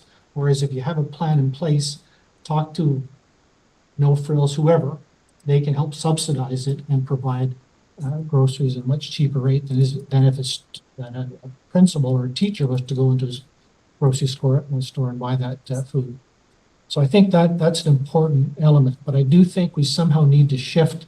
There has been that shift significantly, that school activities being funded by this fund and food has now come on and taken more of a significant role. I think that shift has to be looked at and somehow recorrected to make it more manageable and sustainable for them. And the last thing I want to say is that there are boards, Eastern Ontario boards, that do hire fundraising coordinators who take over this role and take the SS role and do a pretty good job. I mean, they do bring lots of money through alumni, all sorts of other agencies. And I know we're a small board, but if you put the right person in place, that might be a viable option somewhere down the road as well in terms of your discussions. Just add to what my fellow trustees have just said. I do believe that looking at the information just given to us, I think that your end goal is not to all of a sudden have it stopped like tomorrow, but sometime between, let's say now and June, when going to those meetings, that transition will happen. And I really think that that's the right move. In other words, this has come to our attention. It's increasing. This is your primary role, who's ever out there giving the food banks care. And, it's obvious that we need to, in some fashion, and at what pace, I'm not sure, but sort of move away from that. And I do agree with, the necessities really been compounded. But I think that's your I think that that's generally your plan of action. That's why I'm bringing it. Yes, thank you. Judy? I do agree that it's inefficient for us to be buying groceries for families for all the reasons that have already been said. But I do note Director Niemi's point that it's important that families have the most opportunities to succeed, and you know, basic food is going to ensure that we've got students who are coming able to learn. I know we've sat around this circle quite a bit talking about absenteeism. And absenteeism can, of course, come from malnourishment, but it can also come from a lack of connection with the school. And I think that I'll just put it out there. It seems to me that families who are connected enough to make this application a very humble application, to ask for something as basic as food, those families which might not otherwise be thriving are now connected with the supports of the school, which we're already providing mental health supports, social work supports, legal supports even in some places. Food support can be there as well. And so I'm going to suggest that we not completely back away. We don't aim to back away from this, but rather aim to be a conduit to connect families. And so rather than saying we're not going to be providing groceries, perhaps our families don't need to know how the sausage is made, but if someone provides us with an application saying my family needs groceries, hopefully our processes are, thank you for this application. Now we can bring it somewhere else rather than saying you go somewhere else. Exactly. Instead of moving them away from the school, saying, yes, come into the school, we've got you. So I don't know if maybe that was already said, but I think that that's an important distinction, that we're not just not doing this, Yeah. we're actually going to support these connections. And I think that's my intent. Like, I mean, even on your suggestion, maybe even we create a different, like, it's not going to be the student support fund, but we create a different fund. And then that's how we work with the groceries and whatnot. It's just not part of that fund is not for groceries. But yeah, I mean, and I like your idea. It keeps us connected. We're doing we're helping the family, we're supporting the family, but we're not giving them groceries. That's the goal in my mind. I think that's pretty much what you said. Yeah. Sorry, Bronwyn had a question. Can I just respond to this first? When the working group came together, one thing that we did talk about was even if we could transition this support to outside organizations like food banks and CPAN, you know, we probably would still want to have some non-perishables in the school so that we could, you know, give a little bag with a few cans of something to take home for that night, you know, to help, or at least to get them through to the next food bank day, or to help with that application. So there's still there, we still want to make, and that's happened for decades, right? Like I know one principal I worked with had, you know, cans of like chunky soup in his office and stacks of it, and just would send it home with students because that's what we do, you know. But I have brought this report because we've identified something a change that we need to look at, but we wanted to make you aware of it first, again, before I start going out and having conversations with community partners. Okay. Can I just ask for a report back to the board, maybe what's March, April? What do you think? Yeah, I think definitely by the spring, I'll be able to bring updated data for this year. And because this is now a bit of a pattern, it's not, you know, there will need to be some transition time. So that's just Sure. the reality of it. And we need to form these partnerships, which could take some time as well. So we are going to do our best, but at the same time, not turn people away right now, because this is, you know, this is the practice currently. Bronwyn? Yeah, I'm just wondering for that budget to help those families and stuff, for if we're going to go through like outside organizations to help them, how are the students meant to apply for that, or the families to apply to get that help if they do need it, whether it's going on a school trip or getting those boots to go to a co-op? So the way that it works is the staff are quite aware of the process, and there is a section on our website about the Student Support Fund. that also can inform students and families. But I would say it's primarily driven by staff identifying that a student has a need in some way, because it's been communicated to them, and then they know that this fund is set up to support them. And so they often complete the application on behalf of the family. Could we make this a possibility of where, is this the website you're referencing is like RCDSB, or is Yeah. this available on like EDSB? No, it's not in EDSB right now. It's, I'm just looking at, it's under the parents and students section on the website, Student Support Fund, and then there's a little section there that explains the program. And I think that there probably needs to be, there's a lot of information about the program and how to donate to it, but maybe not as much about how to access it. Something we need to look at as well. Yeah. If we could get that into EDSB or through socials for families to see that's accessible. For I know in a lot of my school, for students can't afford something, we don't speak up because it's more of a hush-hush topic. And if we don't know these things exist, then how are we supposed to ask for these things? Because in some situations, the teachers aren't always the people we want to go to with these issues, right? Absolutely. You're very right about that, Bronwyn. And there is a stigma attached to saying I need the support too. Right? Like people feel that societal pressure. So I agree with you that we need to communicate better about the fund and who it's for and what it's for. You're wrong, Judy. And sorry, it's just from, I think that's such a great point, student trustee Bronwyn. I think if I can make a suggestion that maybe anytime we're asking for people to pay for something, particularly trips and things like that, maybe that would be helpful information to include on, like as a policy. Because I think general information is one thing and it kind of requires constant interaction, but event specific. I think that would be very helpful for some of those situations. Yeah.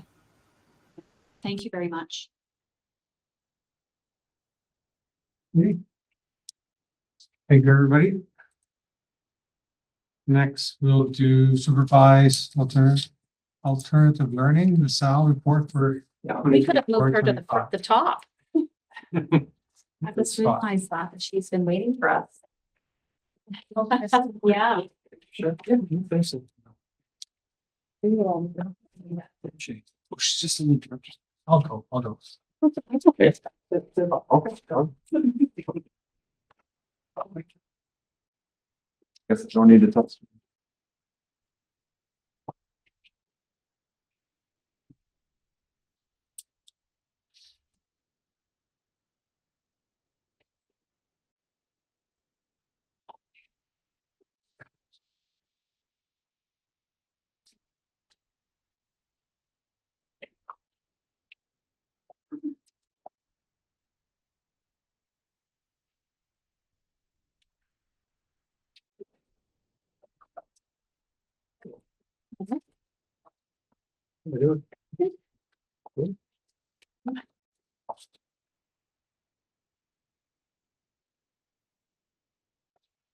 Where you go? Okay, great, thanks.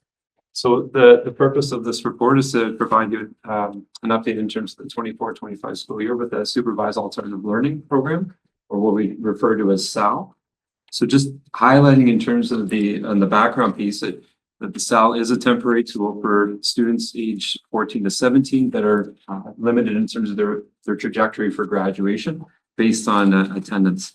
You may recall from the report last year that we piloted a hybrid model or a virtual model where the school-based group they would still exist at the school in terms of the parent or guardian, a community representative, administrators, respective staff as well, and the student, and then the centralized SAL committee, myself, Principal Rakowski, and then a trustee as well. So we would be basically in a Google Meet with the school and with that school community. So we did establish that it was a viable model, and so we move forward as the established model for this year.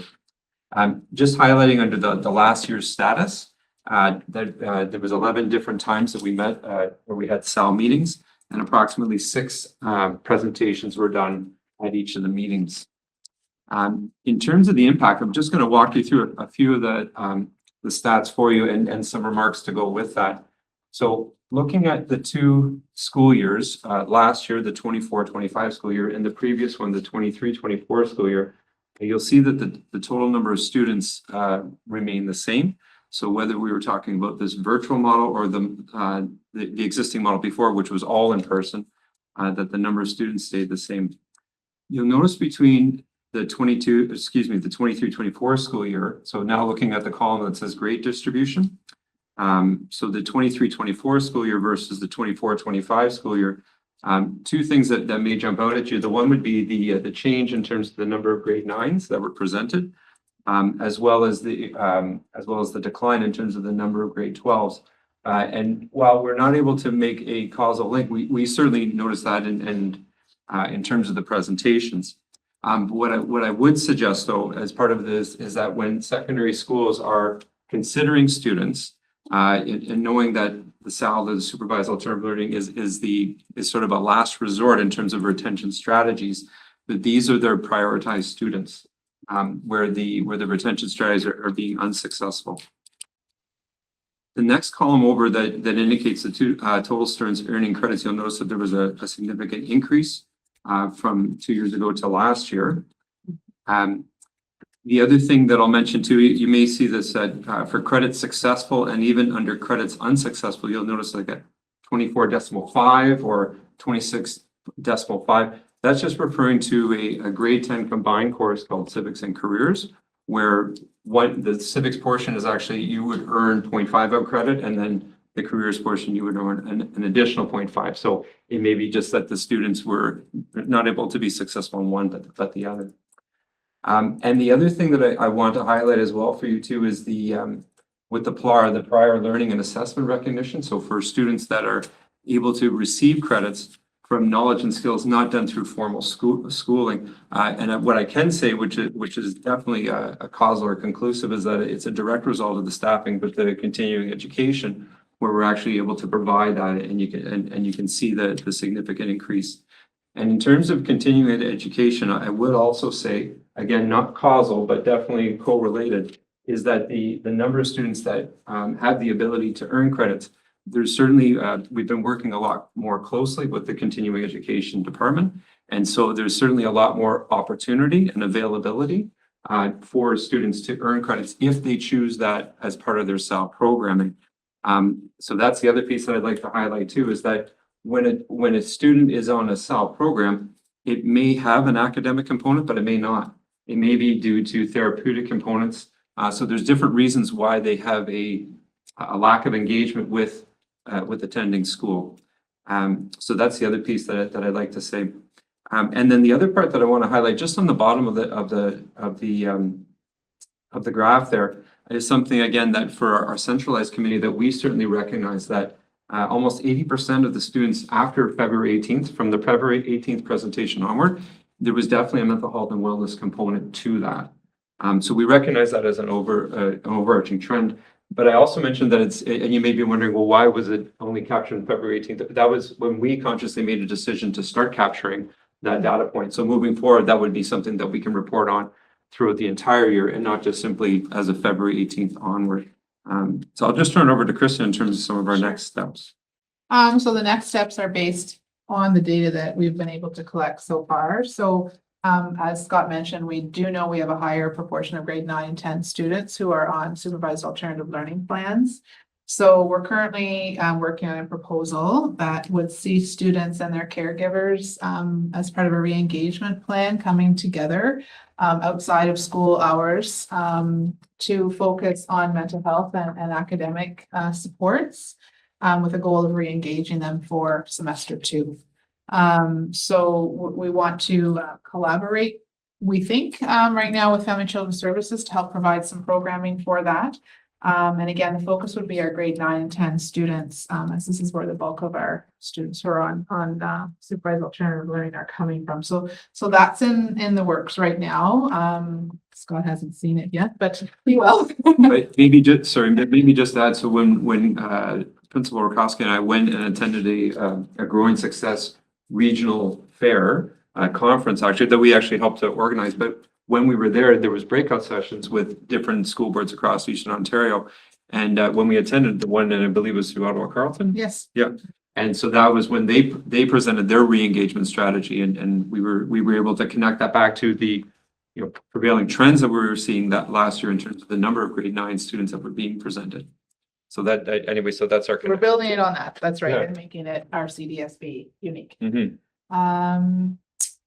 Involved, so I don't need to speak to each one, but if you have questions later, we certainly can. The involvement of the student success team members. So we're encouraging schools to have their entire student success team involved in developing so going through the process before we get to a SAL, right? All of those steps that we would ask schools to take in terms of re-engaging students. And then, documenting that as they go as part of their regular student success team meetings. So that would be administrators, student success teachers, school support counselors, guidance, all of the people in the buildings that are responsible for and the regular teachers too, student success. So when it comes to the point where a SAL is needed, we're not trying to, complete all the paperwork and try and remember when we did this and when we did that. If it's being done on a regular basis, it can be documented and we get a fulsome package presented to us for the SAL committee.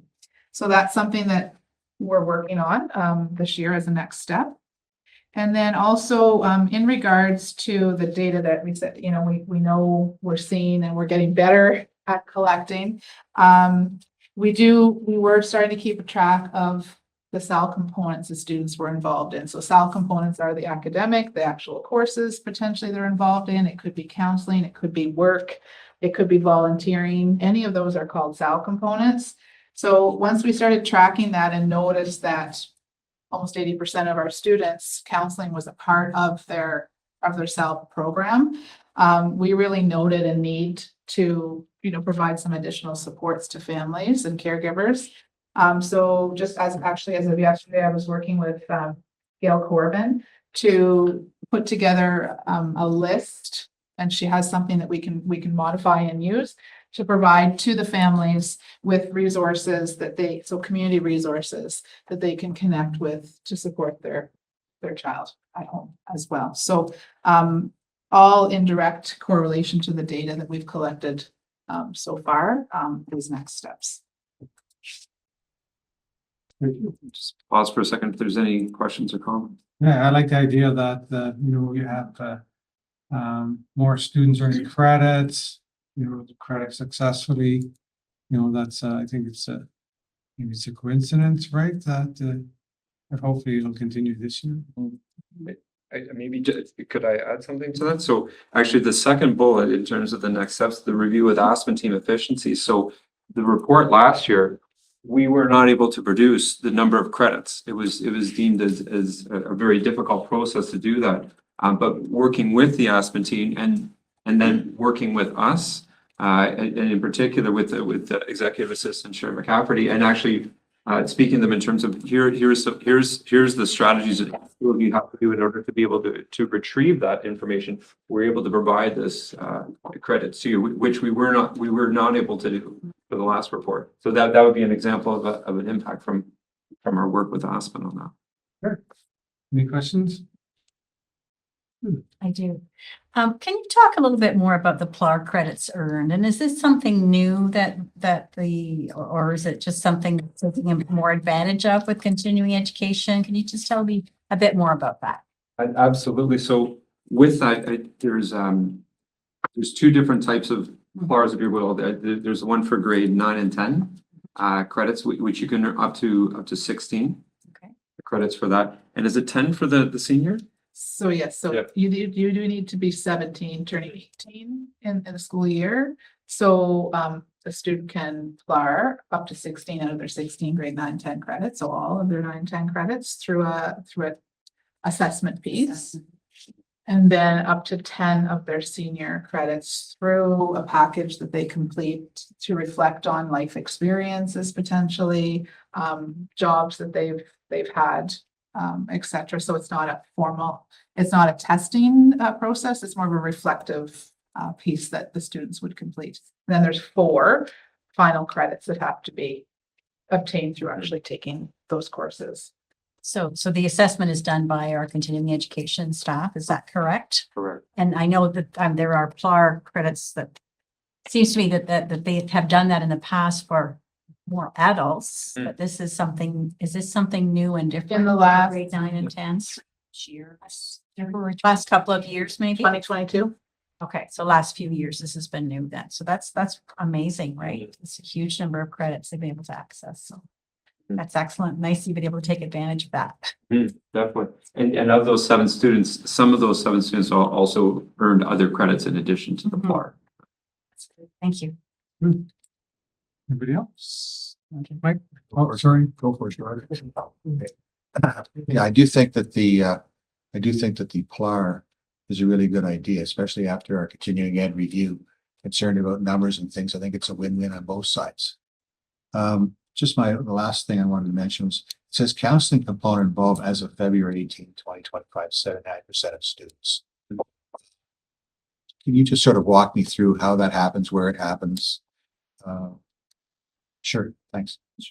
There could be a few different examples of, because every student and every life journey is different, but one common one that we would see is that there's an inability for a student to perhaps attend due to mental health and wellness reasons to actually be in person at the school, but they're receiving counseling in this case, and they require appointments on a regular basis, and they're not able to attend. So could they still take the courses but do it in a different way?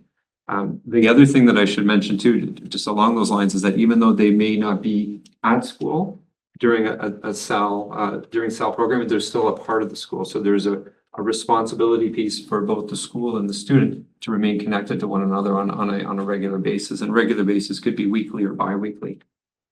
So that'd be an example. That we've also had some unfortunate ones where it's not a mental health and wellness, it's actually a physical component where they just aren't able to attend, but they have to attend medical treatments, and they're not able to attend to school at that time. Yeah, because I've noticed that in some of the cases that when you sit in on a cell, I think sometimes one of the primary obstacles is some form of anxiety. And it's almost like a school phobia, we could call it what we want, but just having that thread of that counseling component, it's a reason to go somewhere, whether it be in-house, in school, or somewhere, so that thread is maintained. Yes. Okay, thanks. Yeah, it's really encouraging to see that increase in terms of the PLAR credits. The 82 is much. I think Susan kind of asked that a little bit in terms of what do you attribute that increase to be? And I like the fact that you used the Con Ed principle. So there's kind of, I guess, consistency in the process. That's helpful. But I'm also curious, you don't mention credit recovery, and yet that would probably be a big part of the student success team's role in this, just in terms of factoring. Is that something you could put in the data in terms, or is it not a significant piece at this point in time? That's a really good question. I'll let Krista comment as well, but one of the things is in terms of the credit recovery with the student success team, that would be something that would be done when the students with the school, at the school. Not to say that they're not at the school anymore, but during that period of time, there's almost a pause from their formal or their traditional model of going to school. But when they return, absolutely, or if they are unsuccessful, but they're still willing to be attending school, then the credit recovery becomes a viable option. But we certainly look at that when we're talking about a student, we have their credit counseling summary open and we're taking a look to see, oh, maybe there's a recovery, and we bring that up. There's still potential to do that. The school would be doing the credit recovery. It wouldn't be part of the continuous intake or our adult ed programming, because they're still attached to the school. Who knows the student best? But we definitely do look at that and see if there's potential to get some recovery. It could be the fact that students missed one test or being suspended, an assignment. Final exam. Yeah, exactly. So it could be something as simple as that, and whatever we can do to facilitate that would be really, really good. Exactly. Thank you. Thank you. Appreciate it. Good report. So we'll just, we'll have a little break. All right, so the next, staff report is the draft board work plan for 2025 to 26. Thank you, Chair. In your board package, you have a brief report that gives the background related to the draft board work plan, which essentially is the schedule of staff reports and presentations that will come to the board meetings. This year, what we did was we drafted the first 5 months, laid them out based on last year. Last year, we spent a lot of time being very intentional about when reports came to trustees based on a variety of factors, including our ministry reporting dates, so that we would align reporting to you with the ministry. We thought for this year, what would be best is we draft the plan for the first 5 months and then look at the last 5 months a little bit later into the fall to get that ready based on requests through agenda setting meetings or other topics that come up through presentations and reports as they have already. Then we can sort of take note of those and adjust our plan for the second half of the school year. Thank you. Any questions for Kristen on this? Everybody's too busy eating.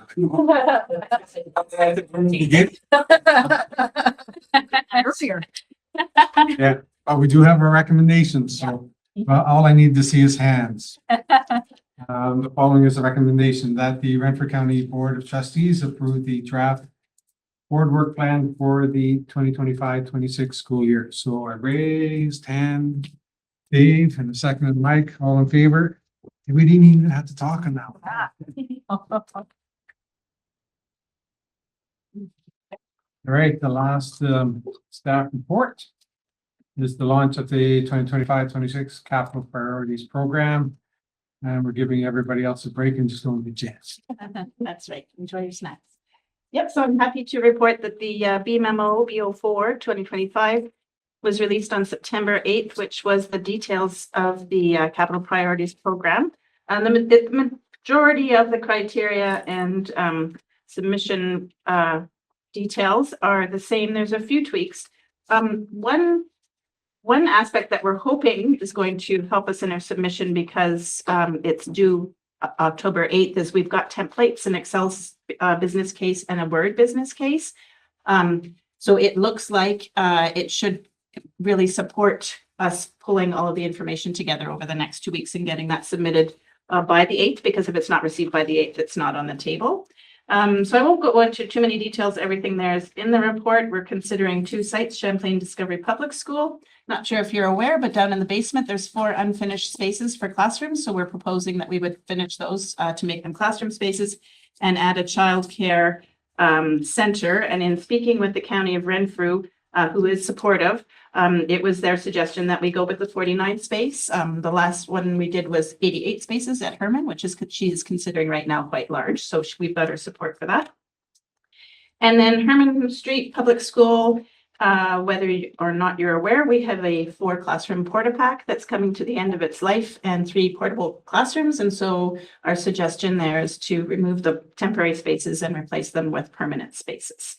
And supportive washroom spaces, because we're actually at our limit there. We wouldn't be allowed to add another portable because the town would expect us to increase the washroom abilities there. So it's really just to bring this to your awareness, and with your support, we will continue to do the work and get that in on time. So there is a recommendation there if you're happy, or I can answer some questions first. Any questions? No?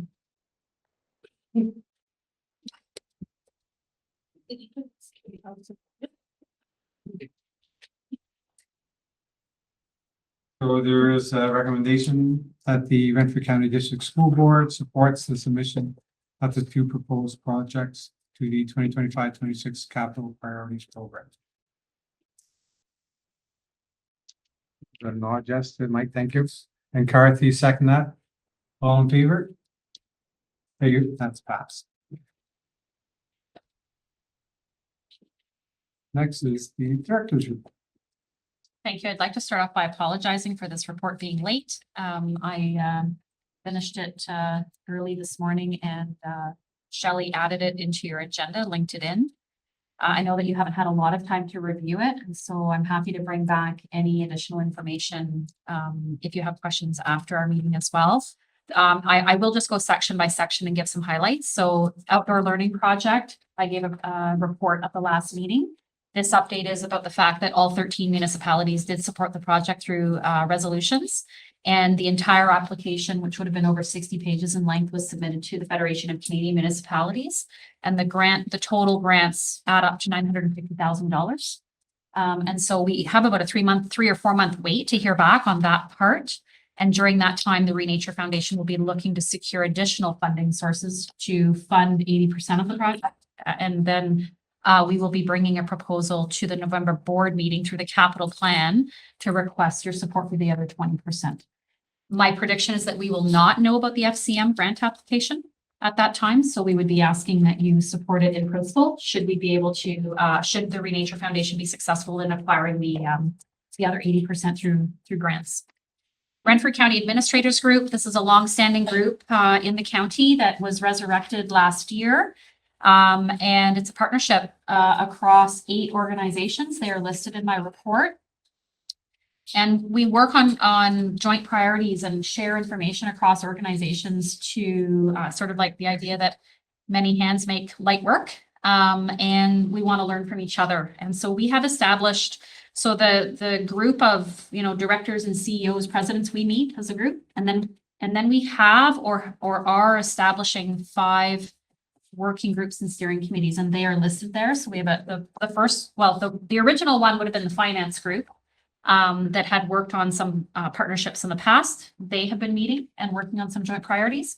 We've established a Truth and Reconciliation Steering Committee, and last year there were 2 days of leadership learning for the 8 organizations together, and we're continuing that work this year. So Superintendent Barnes is on the finance group. Superintendent Cronwald is working, and Tina Nelson are both with the Truth and Reconciliation Steering Committee, and I would say Tammy's with the finance group as well. And then we have an IT group that is being led by our senior manager, Corey Gravel and Dumichelle. There's an HR and recruitment working group that's being established with a real focus on recruiting to Renfrew County. So the joint priority there is that even though sometimes we do take employees from each other, but the work of this group would be to sort of establish a recruitment campaign to Renfrew County. And then finally, we're looking at establishing an artificial intelligence working group because we have some knowledge across the organizations that we'd like to pool and learn from and share. Under empowering equity and well-being, I've given a little bit of information connected to the National Truth and Reconciliation Week, which is this week from September 22nd to the 26th. These points that are shared here were shared in a staff email that went out, and a summary of that would also be shared on our board website connected to the artwork that is in the banner right now. So there are some resources that were shared, the 94 calls to action, the 46 articles from UNDRIP, and then a link to the Indigenous Education Team's Google site, as well as the National Center for Truth and Reconciliation. They are hosting lunch and learn sessions this week. It is from 1 until 2 p.m. because they're based out of Winnipeg. So it's their lunch from 12 to 1, our 1 to 2. And then finally, I did add truth telling. We had given you a copy of that book. And we wanted to promote it with all of our staff, and with our board office staff, we actually are collecting quarters and sharing that book with them to further their professional development. And the Every Child Matters flag is being flown at all of our sites to honor this week. Under achieving excellence in teaching and learning, just gave a summary. Last year, we talked about school improvement processes. We've been on a journey for the last couple of years, and so I provided an update around the 3 learning goals that we've established with the school leaders, and system leaders. We support those goals through leadership team meetings, but also school visits and other structures that we have in place. One of the main goals for this year is to continue to align the student achievement plan, which is at the board level, with the school improvement plan. And so we're going to bring more detailed information about that throughout the school year on our work with that. And then under school specific news and information, a few different pieces here. It's September and we've had a wonderful start to the school year. I mean, I only have one other start to compare it to, but I'm not gonna talk about that. What I would say is lots of positive energy coming from our schools, many events happening. I mentioned that I attended the open house at Rockwood because they had a ribbon cutting for their new playground structure and shade structure. It was very well attended. We've seen on social media a variety of activities happening this month. And it's just been really nice to see the activity in our schools. And I will jump down to the kind of another on a positive note is preliminary numbers are showing that we are above our projections, both at the elementary and the secondary levels, which is really good news for us, as you know, because that means that we actually have more dollars to work with at revised estimates as opposed to less. So that's a positive, and Superintendent Poirier will bring some updates at the October Committee of the Whole related to the staffing that connects to that. I will go back up to numbers 1 and 2. We did have to make some changes that are school-specific changes that I wanted to make you aware of on behalf of Executive Council. So although we did go to a 50-50 model for French immersion, and initially that seemed to help with the timetabling and maximize the use of our FSL qualified teachers, this year, going into this year, we were experiencing staff shortages at a number of our schools, both at the secondary and elementary levels, in spite of the efforts, ongoing recruitment efforts. And so what we did was we looked at site by site and looked at solutions. So for example, in one school, we may have had an unqualified teacher who's bilingual who has been regularly supplying at the school. And so perhaps that would have been a good option at that school. Or an educational assistant who's bilingual who could take a leave of absence from their EA role and assume an unqualified teaching position. So we have implemented other strategies at some sites. But with MCS, we didn't have a solution where we didn't feel that, we need to balance the needs of this program with risk to the board in terms of putting unqualified brand new staff into classrooms. And so we didn't have another viable option at the school. So what we did was we, to make sure that we had enough staff, because for the French immersion program, to get the 3,800 hours by the end of grade 8, if students are 50-50 from grade 1 and up, they will get their hours. So where we have some flexibility is in the kindergarten program. And so what we did was we reduced the number of French minutes in kindergarten. It's still more than a traditional core program in kindergarten. Like a traditional core program might have about 20 to 30 minutes of core. They are getting core French for the duration of the prep time. So the full 240 minutes per 5-day cycle. So it's 48 minutes a day. It's not ideal, but it is more than what students would get in a core French program. And then that way we were able to, so what we did was we reduced the time in kindergarten, which meant that, all the students from grade 1 and up are getting the minutes that they need to fulfill the requirements. And that is our plan moving forward for the school. Next year, the kindergarten program is under review this year. So we will bring some recommendations that come out of that. And then we will see where we are with recruitment efforts from program services and human resources as well. The other change that was school specific was in the spring. Whitney Public School was projected to have 34 students. And from a budgetary perspective, we decided to not place 3 teachers there because it also means 3.6 with prep. It impacted the admin time at the school. It also increases the number of teachers that need to be replaced in a very remote area. So we felt that at the time, the best decision to make was to have 2 classes plus prep, plus the admin who has a teaching component. For a school with 34 students, Executive Council, we believe that was the right model. Now, given the number of students that were projected for each grade, it was going to mean a class organization of a JK to grade 2 and then a grade 3 to 8. And we weren't very, enamored with the idea of a grade 3 to 8. So we thought, well, what are some possible solutions? And so what we did was we reached out. Superintendent Smith called every family individually and explained the situation to them and then offered them the choice to either stay at Whitney or we would provide transportation to MV. And many families gave us positive feedback about that. And out of all the families that were still registered at Whitney, all of them chose to go to MV and join the 7s and 8s there. So we wanted to make you aware of these two site-specific changes that we made for different types of reasons. One is a staffing shortage and the other one was a budgetary decision. And the final thing that I would mention is just of note, like with startup, we are also seeing a significant increase in the number of new students that are attending our schools with specialized learning needs. So that's in addition to the students that we had identified through our March report with the special education data. The numbers were at a certain level as of last March. They have really surpassed those numbers that we shared with you in March.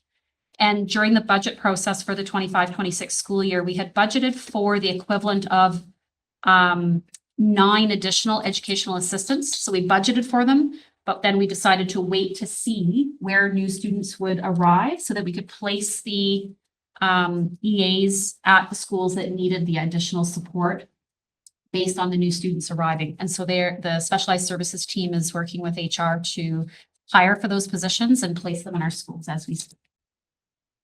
So that is a summary of all the goings on. Some of the goings on. Any questions, Kristen? Your report? Just have one. An increase in specialized students coming to our board. Are they students from out of county or are they in county coming from somewhere in county? I'm just wondering, we may not have that information or, you know, it was forthcoming. Based on my anecdotal observations at this point, both. So some new students who are coming to JKSK, also students coming who have moved either within Renfrew County or from out of district. Both. Okay, I'd just like to, Families. just down the road, I'd just like to know more specifics. Thank you. Yes, we definitely will. Thank you. Any other questions? Roger? To comment, really creative decision-making, I think, by the exec team in terms of addressing those two problems that you identified. And I'd seen the numbers for Whitney and I kind of wondered who the poor teacher was that was going to be teaching Yeah. basically almost 3 divisions, right? So really good problem solving.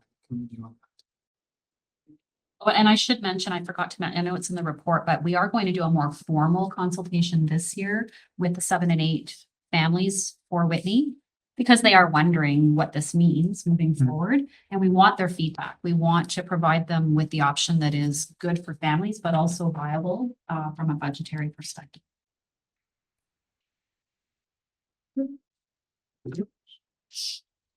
Next is the chair's report. Welcome back, everyone. It has been so busy these past few months since my last report. As you're aware, Indigenous trustee Christina Ruddy has resigned from our board. Just please join me in wishing her all the best in her future endeavors. Send out positive vibes to her. Moving forward, and Education Minister Paul Calandra seemed to have a negative view of trustees and may have plans for us that we don't agree with. I hope over the next few months that they will recognize the benefits of having local elected trustees represent school communities in their areas. And I saw this quote of local voice, local choice. On June 20th, I had the pleasure of seeing the Entrepreneurs for Change Students in Actions as they set up booths at the Petawawa Container Market. It was, I was told by one of the organizers that it went very well with many products sold. So we'll have some pictures to send out, just I didn't make copies for everybody. And it was very busy, lots of students there with their big tents and stuff like that, and some in the container. So it went very well. At the beginning of July, I virtually attended the Canadian School Board Association Symposium. It was supposed to be held in person, but because of the fires in Manitoba, it was converted to a virtual symposium, which was quite successful. I was looking forward to going to Winnipeg and trying some of the restaurants. The keynote speaker was David Suzuki. One of the main highlights from his speech that I took away from it was a statement where he said that there should be more green space around schools. So if only you could visit our county, see for himself wonderful green spaces our board has. The symposium ended with a speech from Canadian Olympic medalist Clara Hughes. Oh, she was so funny and engaging. Even when she was talking about mental health, if anyone, was looking for an inspirational speaker, she's the one to get. Because she came on, somebody introduced her, she came on, she had an hour to speak. And then that same person said, "Oh, our hour is up." And it's like, and she goes, "What?" And I go, "What? Really?" Right? It was very good, very entertaining. So that was very good. I also attended a webinar on July 8th that addressed sand play for children. It was very interesting and looked like the students were having lots of fun. Some fun stuff that they were doing. Really, like, who doesn't like to play in the sand? But these ideas took sand play to a whole new level. On August 5th, there was a webinar about young children working with wood. And another way to explore using their bodies and minds. So what's neat was that, they talked about, some of the activities that the children would be engaged in. So like motor skills, social skills, because you do have a hammer and, you have to learn to control your actions, right? So language and communication, risk-taking, perseverance, problem solving, empowered self-regulation, math skills, spatial awareness, science, creativity, confidence, and concentration. Well, it was very good. And then also within there, I found that it was very interesting that the instructors bought a carrot peeler, right? So this little carrot peeler. Pass around just yet. Oh, hold on to it. Right? So it turned out to be a very safe way to whittle wood. So you can try. So I'll read the instructions first because there are instructions that come with it, right? You must be seated. You must have your stick pointed to the ground or away from you. And then you must always whittle downwards or away from you. Like this. No, maybe not. Easier said than done, but I tried it with that Give you the carrot peeler and stick.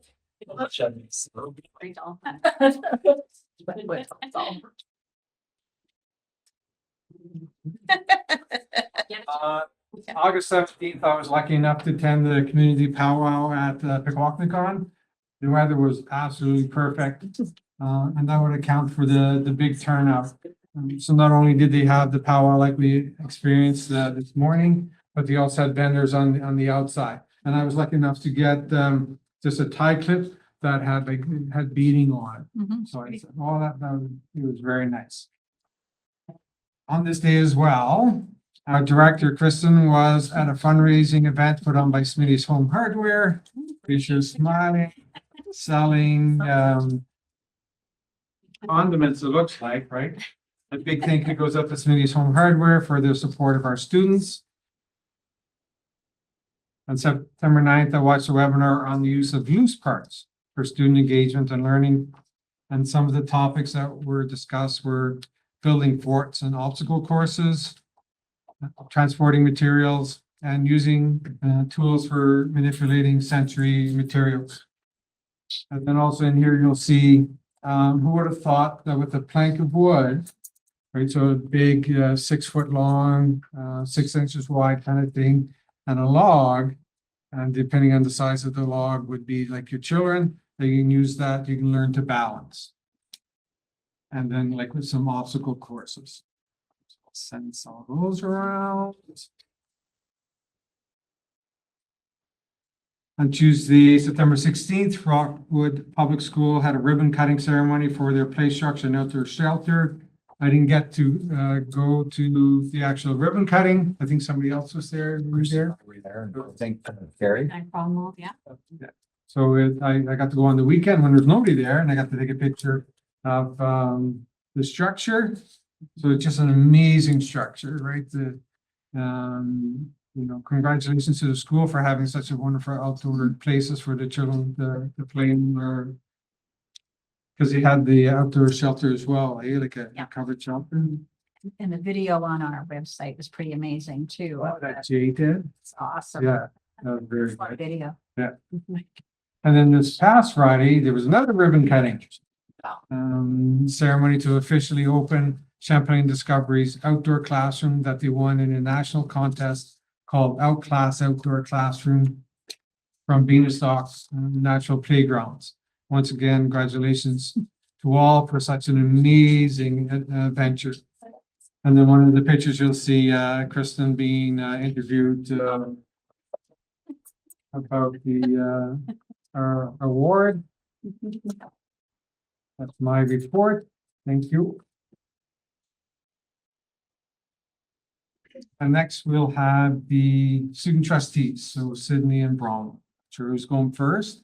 I think it's just me today. Oh, I don't have any photos for my report, but we've had a busy start to the year. We've been in contact regularly, planning our priorities and setting the foundation for a successful year.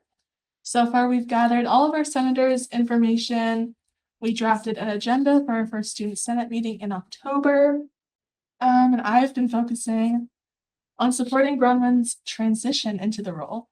So now that we know all of our senators, we're looking forward to an engaging and productive year. One of our main goals for this year is to strengthen the sense of connection and community within our student senate. Over the summer, I was appointed as the Northern Regional Representative for the Public Cabinet with Osta ACO, and I'm super excited about this opportunity. We had our first cabinet meeting last week, maybe 2 weeks ago now, I don't know.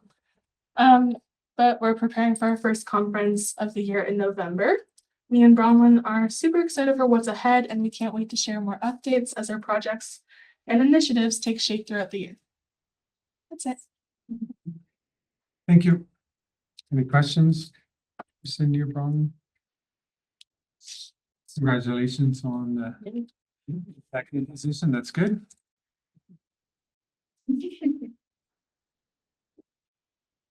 Next is the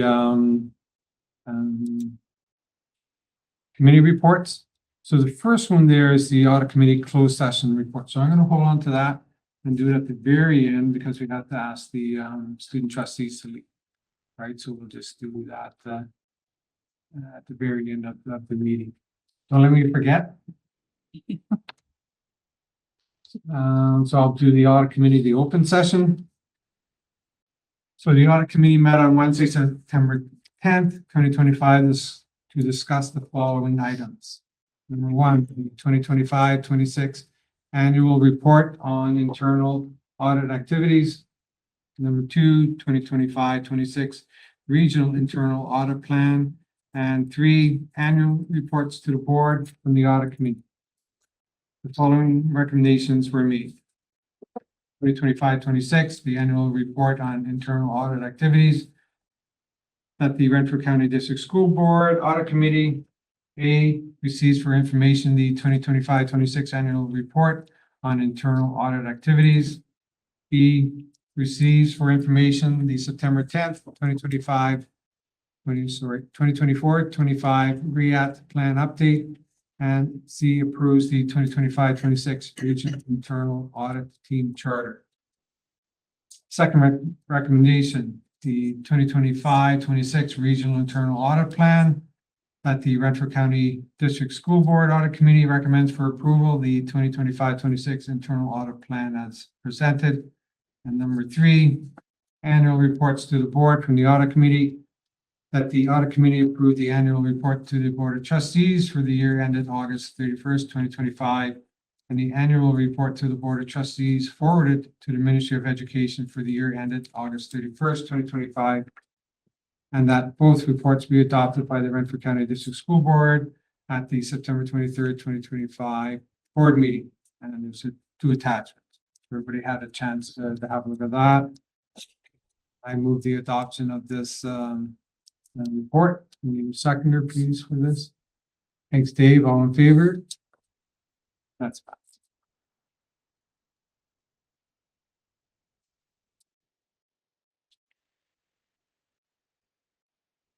Okay.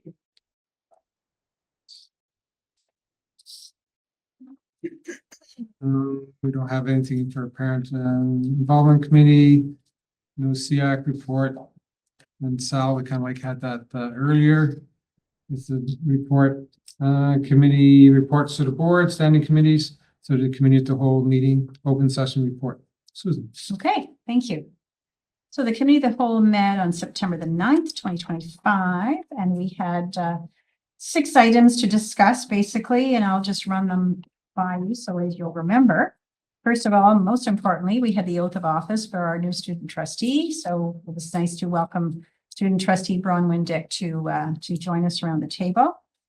We also had a presentation on summer learning so that we had an idea of the numbers of students that were involved in some of those great summer learning programs we have, and hopefully we can continue to do those over the years. We had an update on the RCDSB strategic plan process. As you know, we're more than halfway through, but we've got a fair bit of work to do yet with regards to looking at the data and trying to gel it into something a little bit more manageable than the numbers of pieces of data we currently have. But hopefully we will be prepared to approve that, I believe, by the end of December, by the December board meeting. That's the plan. So that would be great. The outdoor learning project, of course, our director gave us an update on that. She also mentioned it in her director's report today. That's very exciting that we've partnered with municipalities with their support to look at putting some really great green spaces around our elementary schools, hopefully next year. Supervised alternative learning committee, because we went to a centralized committee last year, we did wish to have the committee struck for the entire school year. So we selected so the chair asked for trustees to indicate their interest and selected Kim and Mike. Is that correct? Okay, so trustee Doherty and trustee Gannett. And then finally, we had a truth-telling, a bit of a resource book to read in our copious spare time called Truth-Telling Book. Some of you may have already read it or have heard other things or read other things by Michelle Good. Very, very well done. No recommendations came from this meeting, so I would just move for a receipt of this report. Susan's moved the receipt. Do we have a seconder for that, Roger? Any questions or anything? Susan? No? All in favor? I think that's passed. You're up again, Susan, with the policy review. Okay, you may recall at our July special board meeting, we did bring forward a revised student trustee policy. And one of the reasons we did that was because we are going to have requested to have an Indigenous student trustee join the table as well. But while we were going through that, there were a number of other things that we felt we also wanted to address and to adjust. So I know you have the draft policy in front of you. You will notice in yellow the changes that were made following the discussion on July the 8th. Certainly around qualifications, I think we simplified it a little bit, but also referred to the fact that there is more detail in the Ed Act if we need to look at that. The other areas that we adjusted were under role description and expectations. And there are actually 2 sections in yellow here. And we won't have both of them in, we'll have one or the other. I think what happened is we got a little bit more detail that we thought we might want to include in the student trustee policy. And it's referring to the ability of student trustees to actually receive co-op credits for their work. And the reason we included both of those is because the second section you would not have seen perhaps until this morning or earlier today. They both basically give the same core information, but more detail in the second section. So I think I'll look for some direction on that at the end. And then finally, we did as well add another appendix to this policy, because when we do have students traveling outside of the county on board business, the students are under 18, we do need to have a form completed by the parent. We felt it would just be appropriate to combine that at this point. It's not that we haven't been doing it before, but now it's just part of the policy so that we remember that it's there. So just going back to that section on co-ops credits that the student trustees are willing or able to receive. Is everyone, are there any concerns about going with a second, perhaps more descriptive section than the first one? Or do you have a preference there? We don't need to have both paragraphs in there. But I think we felt that it just gave a little bit more detail on the process of making sure that student trustees understood the role and how they would actually accomplish getting the co-op credits. Just Yeah, go ahead, Roger. I'm curious to hear what our student trustees have to say. Sure, It certainly affects them. good idea. I think the second one is better because it uses simpler language. So I know before I had this role, I did read this policy, and I think having it like easy to understand would be good. So I think the second one, the more descriptive one, is good. That's great. Mike? So Sydney, have you met any other students that have experienced like going through and getting the co-op credit, like in your time being a student trustee, or is it just there other boards that are doing it? I know people get a lot of volunteer hours for it instead of co-op. Maybe they get hours or something. I don't know, nobody that I can think of who's gotten co-op credits, but I think it's good that they can. I can just think of one advantage of getting the co-op credits, and that is we have very tight timelines for you to graduate with X number of credits. So I think that would be a plus in some ways. That's it. So Principal Rakowski did the background research. She supports Student Senate and did the background research to support trustees in revising this policy. And one of the boards that she researched was Peel District School Board, and they have it in their policy that they grant co-op credits. Just wanted to add that to the conversation. Okay. So it sounds as if we're quite content with having the second section included. So if that's okay, we'll go with that. But I would like to put forward a recommendation that the Renfrew County District School Board adopt policy 24, the student trustees, as presented by the policy review committee. So I would make that motion. Susan's made a motion with the, the revised policy, right? With that expanded part. We need a seconder for that. Thanks, Kim. Any other discussion? Do you want to, do you have anything to say, Bronwyn, or are you just raising your hand in support? I just have a question. So regarding their co-op credit for student trustee, do they then, the trustee, have to do additional work, and would they have to fill out log forms and such that we would need to do as a normal co-op credit? So it would be treated exactly like a regular co-op credit. So the student would have to follow they would be part of the co-op class at the school. This would be their co-op placement, but they would do all the in-class components. They would do all the assignments. So that involves logs, they'd fill out logs. So they would do all those things, and then have to meet the same number of hours that students on other placements would do to earn the credit. And then for that, so with that, would that be a 5th credit to a semester, or would that be just a credit we'd put in there as one of them in their timetables during the day? That's a great question. So I'm going to answer it the way I think it could work.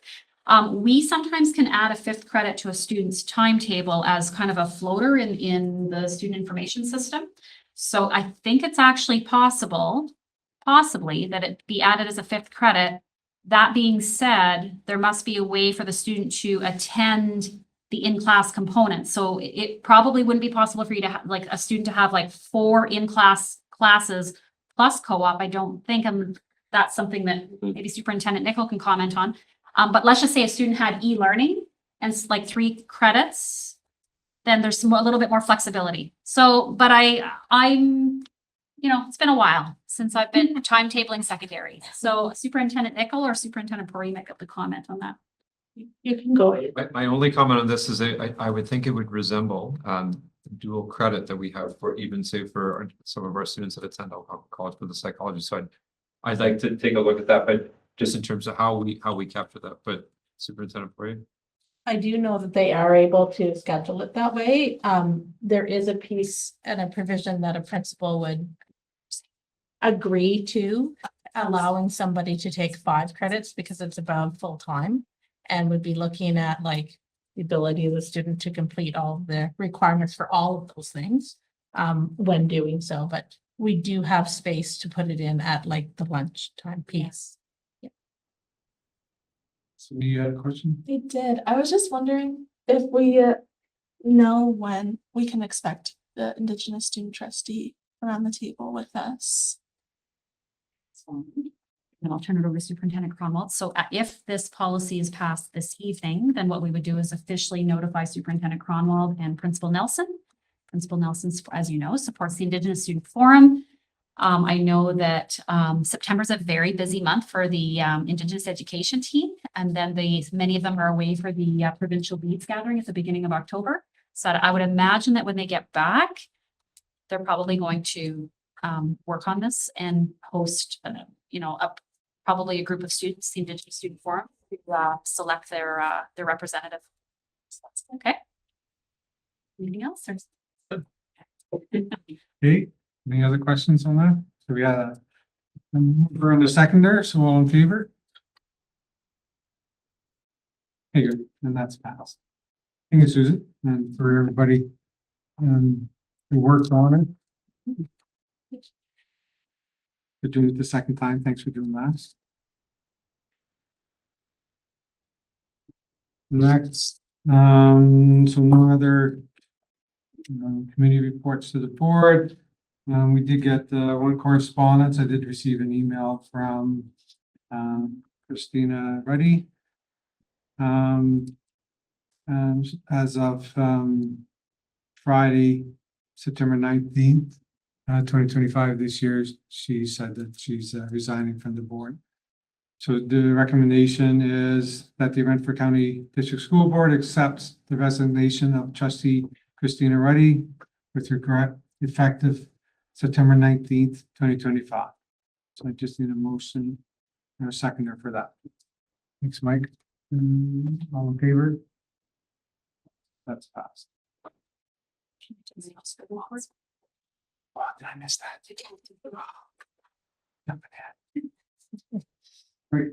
Also, OPSPA report. Okay, I'll try to keep this fairly brief, recognizing the time. Just a couple of things. I did want to just share with the trustees on a positive note, if you recall the mandatory training that was required by trustees and the directors of education by the ministry last sort of over the last summer, spring and summer. So across the province, we had 86% of the trustees complete the mandatory training and 87% of the directors of education. So that's pretty good. Anyway, well, I just thought you'd like to know that because I know a couple of times in the summer I had sent a note around reminding people in the Eastern region at least to do their trainings. So thank you to those of you who were able to get that done. So I do want to just give you a little bit of an update on what's happening with the Minister of Education, the Premier. I know you've all been reading lots of media. You know that the Minister Calandra did at AMO and during various interviews since then. He's been pretty clear that the government is considering making a change to the governance model for the English public school boards. So there's been lots of activity around that.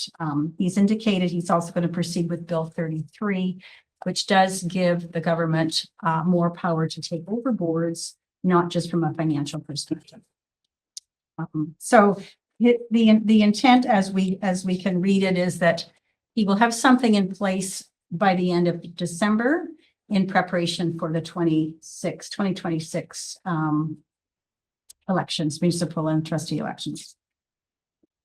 So I wanted to give you an idea of what OPSPA has been doing because they have been extremely busy trying to work through the variety of ways that they need to work through this. So they've been communicating with their networks, including the staff at both the Ministry of Education and the Premier's office. We do have staff that are quite well connected on the bureaucratic side, but also on the political side. President Woodcock has been responding in interviews and press releases outlining opposition to this and why. The Canadian School Board Association President Alan Campbell has been quite vocal about their concerns and the negative impacts to a strong education system in Ontario. And as you know, some other provinces have looked at this as well. Manitoba looked at it quite seriously and they did decide not to go forward. Nova Scotia did remove their board of their elected boards of trustees, went to a different model. There have been a number of concerns raised about that since then. OSPA has also been preparing and sharing suggested letters and Q's and A's, so that's been circulated to trustees across the province, and encouraging everybody to follow up with their local MPP because we need to make sure that our voices are heard through that. OSPA is also gathering information and public awareness on this issue. So again, I know you get the media updates every day, so that you know they're pulling together all the media stuff that's been happening around this. A lot of media attention in the Toronto area, obviously, like the larger centers. They are also continuing to reach out to allies across the province. So they do have a lot of networks, a lot of allies that they work with on a regular basis. They're asking them to support the continuation of elected school board trustees. And again, providing additional information to all of us to help us with our questions or concerns or how we might want to have our voices heard. We do have a board of directors meeting this coming Friday, Saturday, so we will be hearing even more about that. And Trustee Clark and I will both be there. So what can we do? I think there's no doubt we need to raise the awareness of this issue locally. And it's hard when you don't have any local media really much to work with. So I haven't heard a lot about it locally, but I think it's really critical that we think about the impact on small rural boards, because if the ministry or the minister takes over, it's going to become, we are concerned, fairly Toronto-centric. So it'll be Queen's Park running boards. And that's a concern, particularly for small rural boards like us and northern boards, of course, as well. So we would ask certainly to raise this issue with your networks, people that you know, encourage them to contact MPP to know about it, raise your concern about that, and particularly encourage parents and parent councils to raise their voices. I think one of the interesting challenges around this is that quite often the trustees are called when there's an issue with a student or transportation or, you know, it's a course cross-border boundary or whatever, when they haven't necessarily been able to quite work it through administration-wise. And we really just help facilitate that, really right back to the administration, of course, but at least to listen, facilitate it, but also realize if there are some common themes that are happening across the area. So we need to help people raise their voice around that as well. We need to reach out to our trustee alumni, and I have done that a bit. I certainly have sent information off to a couple of our trustees that were around the table in the last 10 years or so and asked them to raise their voices as much as they can or make sure that people in their area are aware of it. And we also need to make sure our local municipalities are aware too, because they're a key partner for us. And I think it's important to remind them that the bit of a worry in the long term is that, you know, is this kind of the first stepping stone to other things being taken over, which could include municipalities, for example, or parts of that. So it's just questions to think about. So that's kind of where we're at, just to kind of give you a bit of an update. And I don't know if there's any questions or anything that the trustees have particularly, or anybody around the table about what's going on. Go ahead, Leo. All right, just wanted to add, so one of the things that I'm trying to do with Susan, I fill out a form to meet with MVP Billy Deneau. And so we'll see if we get anything back, meeting time with him. Yeah, so that's one of the things. And a lot of trustees across the province are doing that. They're meeting with their local MPP, making sure he or she is aware of the issue so that they can go back to their caucus and ask questions. What's the outcome here? What's the long-term gain? What are the advantages? What are the disadvantages around this? So I think along with some of the key messages that OSPA has been sending out to us, it's really been helpful to get us thinking about why it is we want to make sure that this is maintained. We don't want to lose this piece of democracy that we've become so very proud of, I think. So one of the things that I would like to see if we can agree around the table is to have a letter, at least from this board, to MPP to know, again, raising our concerns. Certainly Leo and I hope to meet with them, but I think in the meantime, if we could prepare a letter raising our concerns as well and send it to MPP to know, as well as Minister Calandra and Premier Ford, just raising our voices and raising our concerns about that. So I would like to put a motion forward to have that completed, if I could, Mr. Chair. Sure. And see what people want to do. I think that's it, unless there's any questions or comments or wonderings about. Do you want to do the motion first and have a generalized chat? Sure, I can do that. Yeah, so I just have a motion to prepare a letter on behalf of the Board of Trustees outlining our concerns regarding removing elected school board trustees. The letter would be sent to MPP General, Minister Calandra, and that's a motion. We have a seconder for that, Roger.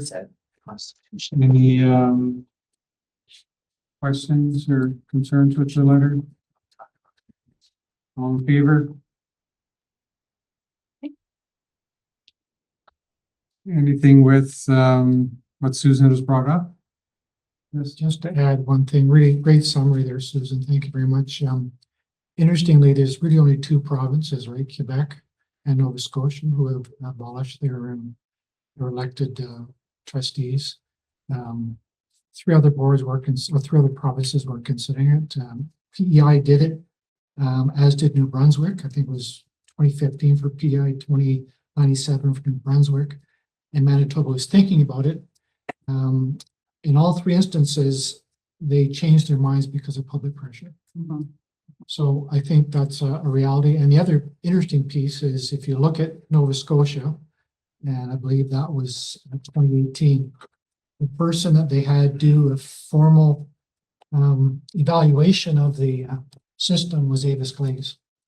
Avis Glaze is from Ontario, West of Ontario. She was the head lady at the University Secretariat, and was commissioned to do a report and recommended 22 recommendations, and one of them was to abolish the school boards and create 7 regional councils, and they maintained the French language because that's obviously in the Charter of Rights. Right? So it would be interesting to see if my only thinking on this is if the government does decide to do what they're thinking or suggested in terms of Paul Calandra, what model will they be looking at? And it would be wise, I think, for OPSPA to have some thinking, get their think tanks on and be able to challenge some of the thinking that may come up as a result of a model that's perhaps being preferred. So I'm pretty sure if you look at the time of year, they've either made their decision or very close to making their decision.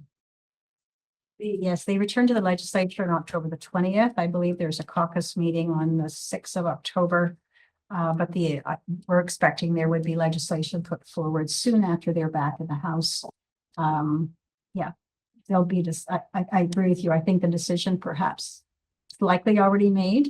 But whether it's a different model, or whether it's abolishing, I don't obviously we don't know. I know that OPSPA is looking at that very thing, is what models might there be, what else is out there, hospital board models, library board models, what else is there? And looking at the pros and cons of each of those as well. And I think the other addition, if I could, just in Quebec, I believe they did keep the English language boards in Quebec, but they removed the French language boards. Because of the Charter of Rights, the minority language. So it's very, very interesting times, that's for sure. Okay, so stay tuned. We'll have more after our meeting for the week. Sure. I just had one announcement that I could have shared in my director's report and I didn't think about it. At the end of our chart. This Thursday, I had sent you a calendar invitation for a 45-minute virtual session for Executive Council and trustees. And what it is Jen Williams and I are presenting the themes from the feedback collected through the strategic plan consultations and surveys. So we're modeling what we're going to do with other groups as well, because we have a voluntary session with school leaders. We're going to do this with PIC and student leaders. So, so we're just sort of wanting to start it with, share the information with you first, since it's going to go into your strat plan. So that's why that was scheduled, and I apologize for not giving you more background. I don't think I did. I probably pop the calendar invite into your calendars and send out a description. So sorry about that.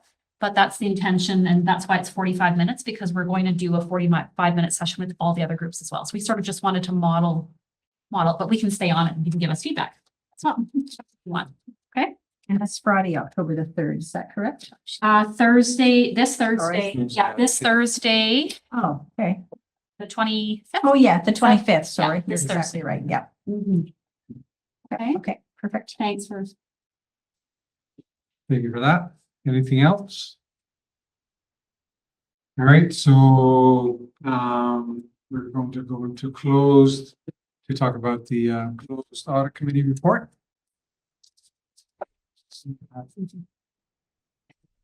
Thank you. And we'll have Bronwyn. Thank you for attending, Bronwyn. Once we're done this report, then the meeting will be over.